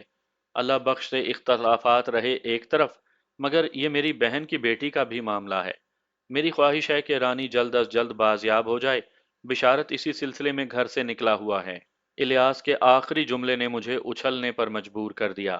میں نے اضطراری انداز میں سوال کیا، بشارت کہاں گیا ہے؟ میں نے بتایا ہے نا، وہ رانی کی تلاش میں نکلا ہے۔ کب؟ کدھر؟ بے ساختہ میری زبان سے خارج ہوا۔ الیاس نے جواب دیا، کدھر کے بارے میں تو پتہ نہیں، البتہ یہ ضرور بتا سکتا ہوں کہ وہ 11 اکتوبر کی دوپہر کو یہاں سے روانہ ہوا اور آج 12 اکتوبر ہے، اسے گئے ہوئے لگ بھگ 24 گھنٹے گزر گئے ہیں۔ اب تو مجھے اس کی طرف سے بھی فکر ہونے لگی ہے۔ وہ گلے میں بندوق لٹکا کر اور گھوڑے پر سوار ہو کر گھر سے نکلا تھا، اللہ اسے محفوظ رکھے۔ ایک لمحے کو مجھے محسوس ہوا جیسے الیاس مجھے چکر دینے کی کوشش میں ہو۔ اے ایس آئی نے مجھے بشارت کے بارے میں جو رپورٹ دی تھی اس کے مطابق وہ 10 اکتوبر کی صبح چک 32 سے نکلا تھا، پھر 11 اکتوبر کی دوپہر اسے دوبارہ مذکورہ چک میں دیکھا گیا، اس کے بعد سے وہ اب تک غائب تھا۔ میں نے کہا، تمہارے بیان کے مطابق وہ گزشتہ روز دوپہر کے وقت رانی کو ڈھونڈنے کے لیے گھوڑے پر سوار ہو کر گھر سے نکلا تھا، اس سے پہلے وہ کہاں تھا؟ اس سے پہلے؟ وہ چونک کر مجھے دیکھنے لگا۔ میں نے ایک ایک لفظ پر زور دیتے ہوئے کہا، ہاں، اس سے پہلے۔ میری معلومات کے مطابق تمہارا بیٹا بشارت 10 اکتوبر کی صبح چک 32 سے نکلا تھا اور اس کی واپسی 11 اکتوبر کی دوپہر کو ہوئی تھی۔ بتاؤ اس دوران میں وہ چک سے باہر کیوں رہا؟ اوہ، تو آپ یہ پوچھ رہے ہیں۔ وہ اقبال نگر گیا تھا ایک دن کے لیے۔ اقبال نگر چک بتی سے کوئی 15-16 میل دور مغرب میں واقع تھا۔ یہ علاقہ میرے تھانے کی حدود سے باہر تھا۔ میں نے ٹٹولنے والی نظروں سے اپنے سامنے بیٹھے الیاس کو دیکھا اور سنسناتے ہوئے لہجے میں پوچھا، بشارت اقبال نگر کیا لینے گیا تھا؟ وہاں میری بڑی بیٹی رہتی ہے، الیاس نے بتایا، وہ اپنی آپا سے ملنے گیا تھا۔ کل دوپہر کو جب وہ واپس آیا تو اسے بارات کے پیش آنے والے واقعے کی خبر ہوئی۔ اس کی سانس چڑھ گئی اور دماغ سنسنانے لگا۔ مجھ سے بولا کہ ابا، رشتہ جڑنا اور ٹوٹنا تو نصیب کی بات ہے۔ اگر رانی کی شادی مجھ سے نہیں ہو سکی تو کیا ہوا؟ وہ میری پھوپھی کی بیٹی تو ہے نا۔ ڈاکو زبردستی اسے بیوہ کر کے اٹھا لے گئے ہیں، میں چوڑیاں پہن کر گھر میں نہیں بیٹھ سکتا۔ ابا، آپ کا اور پھوپھا کا جو جھگڑا ہے وہ آپ بعد میں نمٹاتے رہنا، میں تو چلا۔ یہاں تک پہنچ کر اس نے لمحے بھر کی خاموشی اختیار کی، پھر بولا، میں نے بشارت کو جانے سے نہیں روکا، اس کے جذبے نے مجھے متاثر کیا تھا۔ جوانی میں بھی ایسا ہی نڈر، ولولہ انگیز اور پرعزم ہوا کرتا تھا۔ اس نے ایک نظر دیوار پر ٹنگی چیتے کی کھال اور رائفلوں کو دیکھا اور بولا، بہادری اور شجاعت ہمارا خاندانی ترائے امتیاز ہے، اللہ میرے بیٹے کی حفاظت کرے۔ الیاس نے اپنے بیٹے بشارت کے حوالے سے جو کچھ بتایا تھا، اگر وہ مبنی بر حقیقت تھا تو واقعی اس نوجوان کا جذبہ قابل صد ستائش تھا۔ میں نے کہا، الیاس، تم یہ نہ سمجھنا کہ میں آنکھیں بند کر کے تمہاری کہانی پر یقین کر لوں گا۔ وہ مضبوط لہجے میں بولا، خیر سے بشارت گھر آ جائے تو آپ خود اس کی زبانی یہ کہانی سن لیں۔ وہ تو میں سنوں گا ہی، میں نے کہا، لیکن بشارت کی واپسی سے پہلے میں اقبال نگر جا کر اس بات کی تصدیق ضرور کرواؤں گا کہ تمہارا بیٹا وہاں اپنی آپا سے ملنے گیا تھا یا نہیں، اور اپنی بیٹی اور داماد کا نام پتہ تو مجھے دو گے۔ ضرور ضرور، اس نے اس بات میں گردن ہلائی اور میری مطلوبہ معلومات فراہم کر دیں۔ الیاس کی بڑی بیٹی نازو اور اس کا شوہر طفیل اقبال نگر کے مشرقی حصے میں رہائش پذیر تھے۔ میں نے جب بشارت کے متعلق پتہ چلایا تو پتہ چلا کہ وہ اپنی بڑی بہن نازو کے گھر میں نہیں پہنچا تھا، مگر میں یہ بات الیاس کو نہیں بتانا چاہتا تھا۔ میں الیاس سے ملنے گیا تو میں نے اسے کہا کہ وہ اپنی بہن کے گھر ہی گیا تھا۔ الیاس کہنے لگا کہ میں نے تو پہلے ہی کہہ دیا تھا۔ میں نے کہا، الیاس، تم اچھے بھلے سیانے اور سمجھدار آدمی ہو، ہم دوسروں کی کہی ہوئی بات کو بغیر پرکھے سچ نہیں مان سکتے۔ قانون کے اپنے کچھ تقاضے ہوتے ہیں، ہمیں کاغذات کا پیٹ بھرنے کے علاوہ اوپر بھی جواب دینا ہوتا ہے۔ میں یہ تمام تر باتیں ایک خاص منصوبے کے تحت کر رہا تھا۔ یہ گویا شکار کی ہوئی مچھلی کو تلنے سے پہلے مسالہ لگانے کے مترادف تھا۔ میں نے اس کی باتوں سے یہ اندازہ تو لگا لیا تھا کہ وہ بیٹے کے جھوٹ سے واقف نہیں تھا۔ بشارت نے اسے یہی بتایا ہوگا کہ 10 اکتوبر کی شام وہ اقبال نگر جا رہا تھا۔ وہ اس جھوٹ کی آڑ میں کیا کیا تماشے دکھاتا رہا تھا، یہ جاننے کے لیے مجھے اس کو مطمئن کرنا بھی ضروری تھا، تاکہ بنا بنایا کھیل کسی مرحلے پر بگڑ نہ جائے۔ آپ نے ٹھیک کہا ملک صاحب، میں آپ کی مجبوریوں کو سمجھ سکتا ہوں۔ آپ ہماری طرف سے بے فکر ہو جائیں۔ بس میری دلی خواہش ہے کہ رانی جلد از جلد بازیاب ہو جائے، چاہے اسے پولیس والے بازیاب کروائیں یا میرا بیٹا، اس سے کیا فرق پڑتا ہے۔ میں نے کہا کہ جیسے ہی بشارت واپس آئے تو تم فوراً اسے میرے پاس لے کر آ جانا، تاکہ ہماری تلاش اور ہماری تفتیش معاون ثابت ہو۔ پھر میں اس سے پرجوش مصافحہ کر کے واپسی کی راستے میں آ گیا۔ میں نے واپس تھانے آ کر اہلکاروں پر مشتمل 3 پولیس پارٹیاں ترتیب دیں اور انہیں علاقے میں پھیل جانے کا حکم دیا۔ 13 اکتوبر کا پورا دن کسی اچھے خبر کی انتظار میں گزر گیا۔ بشارت اور رانی کا کوئی سراغ ہاتھ نہ آیا۔ گزشتہ روز عصر کے بعد عارف کی تدفین ہو گئی تھی، اور چک 32 والوں میں سے اکثر کل شام اور کچھ آج صبح واپس چلے گئے تھے۔ جاتے وقت اللہ بخش تھانے آ کر مجھ سے ملا تھا۔ میں نے اقبال نگر والے معاملے سے اسے بے خبر رکھتے ہوئے تسلی اور تشفی دے کر رخصت کر دیا۔ آئندہ روز یعنی 14 اکتوبر کو ایک حیرت انگیز اور ناقابل یقین خبر سننے کو ملی۔ میں اس وقت اپنے کمرے میں بیٹھا رانی کے اغوا کی ڈور کو سوچ بچار کی انگلیوں سے سلجھانے کی کوشش میں مصروف تھا۔ حوالدار نے آ کر اطلاع کی، ملک صاحب، چک 32 سے الیاس اور اس کا بیٹا بشارت آپ سے ملنے آئے ہیں۔ حوالدار کے انداز سے دبا دبا جوش جھلکتا تھا۔ میں اسے اپنی پلاننگ سے اچھی طرح آگاہ کر چکا تھا، لہٰذا کسی بریفنگ کی مزید ضرورت نہیں تھی۔ میں نے آنکھ دبا کر مخصوص انداز میں اشارہ دیا اور کہا، ٹھیک ہے، انہیں میرے پاس بھیج دو۔ تھوڑی دیر کے بعد وہ دونوں باپ بیٹا میرے سامنے کرسیوں پر تھے۔ حوالدار خیبر انہیں کمرے میں پہنچانے کے بعد بشارت کے عقب میں مستعد کھڑا ہو گیا تو میں ان کی طرف متوجہ ہوا۔ الیاس نے بڑے فخریہ انداز میں مجھے اپنے بیٹے کے کارنامے سے آگاہ کیا، جس کے مطابق بشارت تلاش بسیار کے بعد رانی کو ڈھونڈ نکالنے میں کامیاب ہو گیا تھا۔ یہ معلومات انکشاف انگیز ہونے کے ساتھ ہی تہلکہ خیز بھی تھیں، لیکن میں نے اپنی حرکات و سکنات سے کسی قسم کا اضطرار ظاہر نہیں ہونے دیا، اور گمبھیر لہجے میں بشارت سے پوچھا، رانی اب کہاں ہے؟ وہ توقع کر رہے ہوں گے کہ میں ان سے دریافت کروں گا کہ رانی اسے کہاں سے ملی۔ میرے اس غیر متوقع سوال نے بشارت کو گڑبڑا دیا۔ وہ جز بز ہوتے ہوئے بولا، وہ اپنے گھر میں ہے، میرا مطلب ہے پھپھو ختیجہ کے پاس۔ میں اس دوران میں گہری نظر سے بشارت کا جائزہ لے رہا تھا۔ اس کی عمر 26 سال کے قریب ہوگی، آنکھوں سے مکاری مترشح تھی، صحت قابل رشک اور انداز لفنگوں جیسا۔ وہ بڑی صورت سے آنکھیں گھمانے کا عادی تھا۔ میں نے سہلانے والے انداز میں کہا، برخوردار، ڈاکوؤں کے چنگل سے رانی کو چھڑانے کے لیے تمہیں اپنی جان کو جوکھوں میں تو ڈالنا پڑا ہوگا۔ تمہیں زیادہ چوٹیں تو نہیں آئیں؟ نہیں جناب، آپ کی دعا سے میں صحیح سلامت یہاں بیٹھا ہوں، وہ عیاری سے بولا۔ ڈاکو بہت بزدل ثابت ہوئے۔ میں نے ہوائی فائرنگ کر کے انہیں ایسا دہشت زدہ کیا کہ وہ جدھر منہ اٹھا فرار ہو گئے۔ मैं रानी को अपने घोड़े पर बिठाकर चाक बत्तीस ले आया हूँ। खतीजा फूफा और फूफा अल्लाह बख्श बहुत खुश हैं।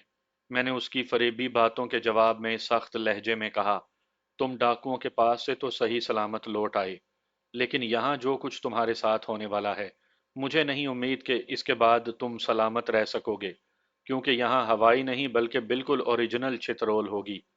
ये आप क्या कह रहे हैं थानेदार साहब? इलियास झुंझलाए हुए लहजे में बोला, आपको तो चाहिए कि बिशारत को कोई इनाम शिनाम दें, मगर मुझे थानेदारी सिखाने की कोशिश मत करो इलियास। मैंने उसकी पूरी बात होने से पहले ही गरज कर कहा, तुम खामोश बैठो वरना इस बदमाश के साथ तुम भी सूखे रगड़े जाओगे। बाप की तौहीन होता देखकर बिशारत तिलमिला उठा। आपने हमें समझ क्या रखा है? अभी बताता हूँ, इतना कहकर मैंने हवालदार को इशारा कर दिया। खैबर खान बिशारत के अकब में खड़ा था। इस सूरत हाल और मेरे बदलते हुए तेवरों ने उसे बता दिया कि कोई गड़बड़ हो चुकी है।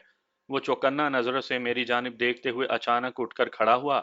उसका अंदाज फरार होने वाला था, मगर उसके अकब में मौजूद हवालदार ने पलक झपकते में आगे बढ़कर उसकी गर्दन में अपने बाजू की कैंची डाल दी। मैंने कड़क कर कहा, यहीं खड़े खड़े शराफत से सच उगलोगे या तुम्हें ट्रायल रूम की सैर करवाई जाए? मैंने कौन सा झूठ बोला है? वो मिनमिनाया। हवालदार की बाजू गिरफ्त किसी शिकंजे से कम नहीं थी। मैंने रोबदार आवाज में पूछा, तुमने जो भी झूठ बोला है उसे निभाना नहीं आता। बताओ, 10 अक्टूबर की सुबह से लेकर 11 अक्टूबर की दोपहर तक तुम कहाँ थे? 11 अक्टूबर की दोपहर से अब तक के एडवेंचर का हिसाब किताब बाद में करेंगे। आप मेरी बात का यकीन करें, वो फंसी फंसी आवाज में बोला। मैं इकबाल नगर। इससे आगे वो कुछ ना बोल सका। खैबर खान ने अपनी फौलादी गिरफ्त में मजीद सख्ती भर दी थी। मैंने ठहरे हुए फैसला कुन लहजे में कहा, खैबर खान ये शराफत की जबान नहीं समझेगा। ट्रायल देने ये यहाँ तक आ ही गया है तो जरा इसका ऑपरेशन भी ले लो। इसे पूरी तरह पता चलना चाहिए कि हमारे ट्रायल रूम में किसी शय की कमी नहीं। ये एक ऐसा स्टूडियो है जहां ऑडिशन के शौकीन अफराद की खालिस और कच्चे चमड़े की 9x4 साइज छितर से कैसे धुलाई की जाती है। ये हवाई फायरिंग से डाकुओं के गिरोह को दहशतजदा करके आया है। जरा बताओ इसे असली दहशत किस परिंदे का नाम है? इस हीरो का शानदार इस्तकबाल होना चाहिए, क्या समझे? समझ गया सरकार। हवालदार मायनी खेज अंदाज में मुस्कुराया और तकरीबन उसे घसीटते हुए वो बिशारत को साथ ले गया। उसके जाने के बाद इलियास किसी छलावे की तरह उछलने लगा। वो गुस्सीले अंदाज में बार बार एक ही जुमले की तकरार कर रहा था, आपने हमारे साथ धोखा किया, झूठ बोलकर हमें फंसाया। ज्यादा शोर मचाने की जरूरत नहीं, मैंने उसे एक दबका मारा। झूठ मैंने नहीं बल्कि तुम्हारे उस बदबख्त बेटे ने बोला। ना सिर्फ कानून की आंखों में धूल झोंकने की कोशिश की, बल्कि तुमसे भी गलत बयानी की। ये मरदूद 10 अक्टूबर को इकबाल नगर हरगिज नहीं गया। इसने तो पिछले 1 माह से उधर का रुख भी नहीं किया। आई समझ में बात? मैंने बड़ी पक्की तस्दीक कर ली है। लेकिन उसने तो मुझे बताया था। वो जुमला अधूरा छोड़कर परेशान नजर से मुझे देखने लगा। उसने तुमसे झूठ बोला है, बकवास की है, मैंने तेज आवाज में कहा। वो हवनकों की तरह मेरा मुंह तकने लगा। अगर बिशारत इकबाल नगर नहीं गया तो फिर कहाँ गायब था? इस सवाल का जवाब हासिल करने के लिए ही तो मैंने उसे ट्रायल रूम में भेजा है। मैंने जहरीले लहजे में कहा, तुम्हें ये तो मालूम होगा ही कि वहां तो पत्थर भी बोलने पर मजबूर होते हैं।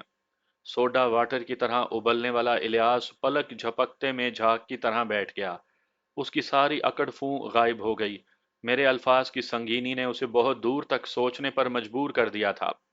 बिशारत की जबान खुलवाने के लिए हवालदार को अच्छी खासी मेहनत करना पड़ी, लेकिन बहरहाल ये मेहनत रंग ले आई और अगली सुबह तलू होने से पहले उसने अपने कारनामे का अहवाल तफसील से बयान कर दिया। इस वारदात का असल जिम्मेदार बिशारत ही था, ताहम कुछ और कैरेक्टर्स भी उसके साथ शामिल हो गए थे। उसने रानी को हासिल करने के लिए एक अनोखी राह अपनाई। वो दोनों एक दूसरे को पसंद करते थे, लेकिन सीधी राह से उनका मिलाप मुमकिन नजर नहीं आता था। लिहाजा उन्होंने एक तीसरे किरदार की मदद से भरपूर ड्रामा रचाया। मज़कूरा तीसरा किरदार था रानी की छोटी खाला और बिशारत की फूफी सलमा। सलमा ने उनकी मदद करने का फैसला किया। फिर तीनों के दरमियान लाया अमल तैयार हुआ। इस मंसूबे को निहायत ही खुफिया रखा गया। सलमा शाम कोट में अपने एबनॉर्मल बेटे मंजूर झल्ले के साथ रहती थी। शादी के सिलसिले में वो 10 दिन पहले ही चाक बत्तीस आ गई थी। اور گھر کی چابیاں بشارت کو دے دیں کہ وہ ایک دو روز رانی کو وہاں ٹھہرائے، بعد میں اس کی تلاش میں نکلے اور اسے برآمد کر کے سامنے لے آئے۔ اس کا یہ کارنامہ سب کو متاثر کرے گا، خصوصاً اس کے لیے اللہ بخش کا ضرور دل پگھلے گا اور وہ ایک دوسرے کے ہو جائیں گے۔ سلمہ کو چونکہ شادی کے بعد بھی چند روز چک 32 میں رکنا تھا، اس لیے یہ منصوبہ نب جاتا۔ اب مسئلہ رانی کو بھری بارات میں سے نکالنا تھا۔ بشارت نے اس سلسلے میں 5 ڈاکوؤں کی خدمات حاصل کیں۔ چھٹا وہ خود ان میں شامل ہو گیا۔ ڈاکوؤں کو اس نے 4,000 روپے اور زیورات وغیرہ پر راضی کر لیا۔ اس زمانے میں 4,000 روپے کی بڑی اہمیت ہوتی تھی۔ 80-90 روپے تو تولہ سونا ملتا تھا۔ بشارت کا منصوبہ تکمیل کے آخری مراحل میں تھا کہ اقبال نگر والا اس کا جھوٹ پکڑے جانے سے سب کچھ خاک میں مل گیا۔ میرے ایک سوال کے جواب میں اس نے بتایا کہ دلہا کا قتل ان کے پروگرام کا حصہ نہیں تھا، مگر ایک ڈاکو کی جلد بازی سے وہ مارا گیا۔ عارف کے قتل کا الزام اس نے ایک ڈاکو کے سر ڈال دیا۔ میں نے ڈاکوؤں کی گرفتاری کے سلسلے میں اس پر دباؤ ڈالا تو وہ کوئی رہنمائی نہ کر سکا۔ اس سازش میں بشارت، رانی اور سلمہ برابر کی شریک تھیں، لیکن تینوں کی جرائم کی نوعیت مختلف تھی، لہٰذا میں نے ضابطے کی کارروائی مکمل کر کے انہیں حوالہ عدالت کر دیا۔ کچھ عرصے تک ان پر کیس چلتا رہا اور پھر عدالت نے اپنا فیصلہ سنا دیا۔ میں آپ کو یہ نہیں بتاؤں گا کہ عدالت نے اس کیس میں انہیں کیا سزا سنائی۔ آپ اپنے ذہن کو زحمت دیں اور عدالتی فیصلے تک پہنچنے کی کوشش کریں۔ مجھے امید ہے کہ آپ کامیاب ہو جائیں گے۔ مجھے صرف اتنا کہنا ہے کہ دلوں میں پسندیدگی کے جذبات رکھنے والوں کو کوئی ایسی منفی راہ نہیں اپنانی چاہیے کہ بھیانک انجام سے دوچار ہونا پڑے، کیونکہ ایسی تاریک راہ میں کوئی میٹھی چھری بڑے غیر محسوس انداز میں اپنا کردار ادا کر کے پچھتاوے کے عمیق غار میں پھینک کر چلی جاتی ہے۔ رانی اور بشارت کے کیس میں سلمہ نے میٹھی چھری کا کردار ادا کیا تھا۔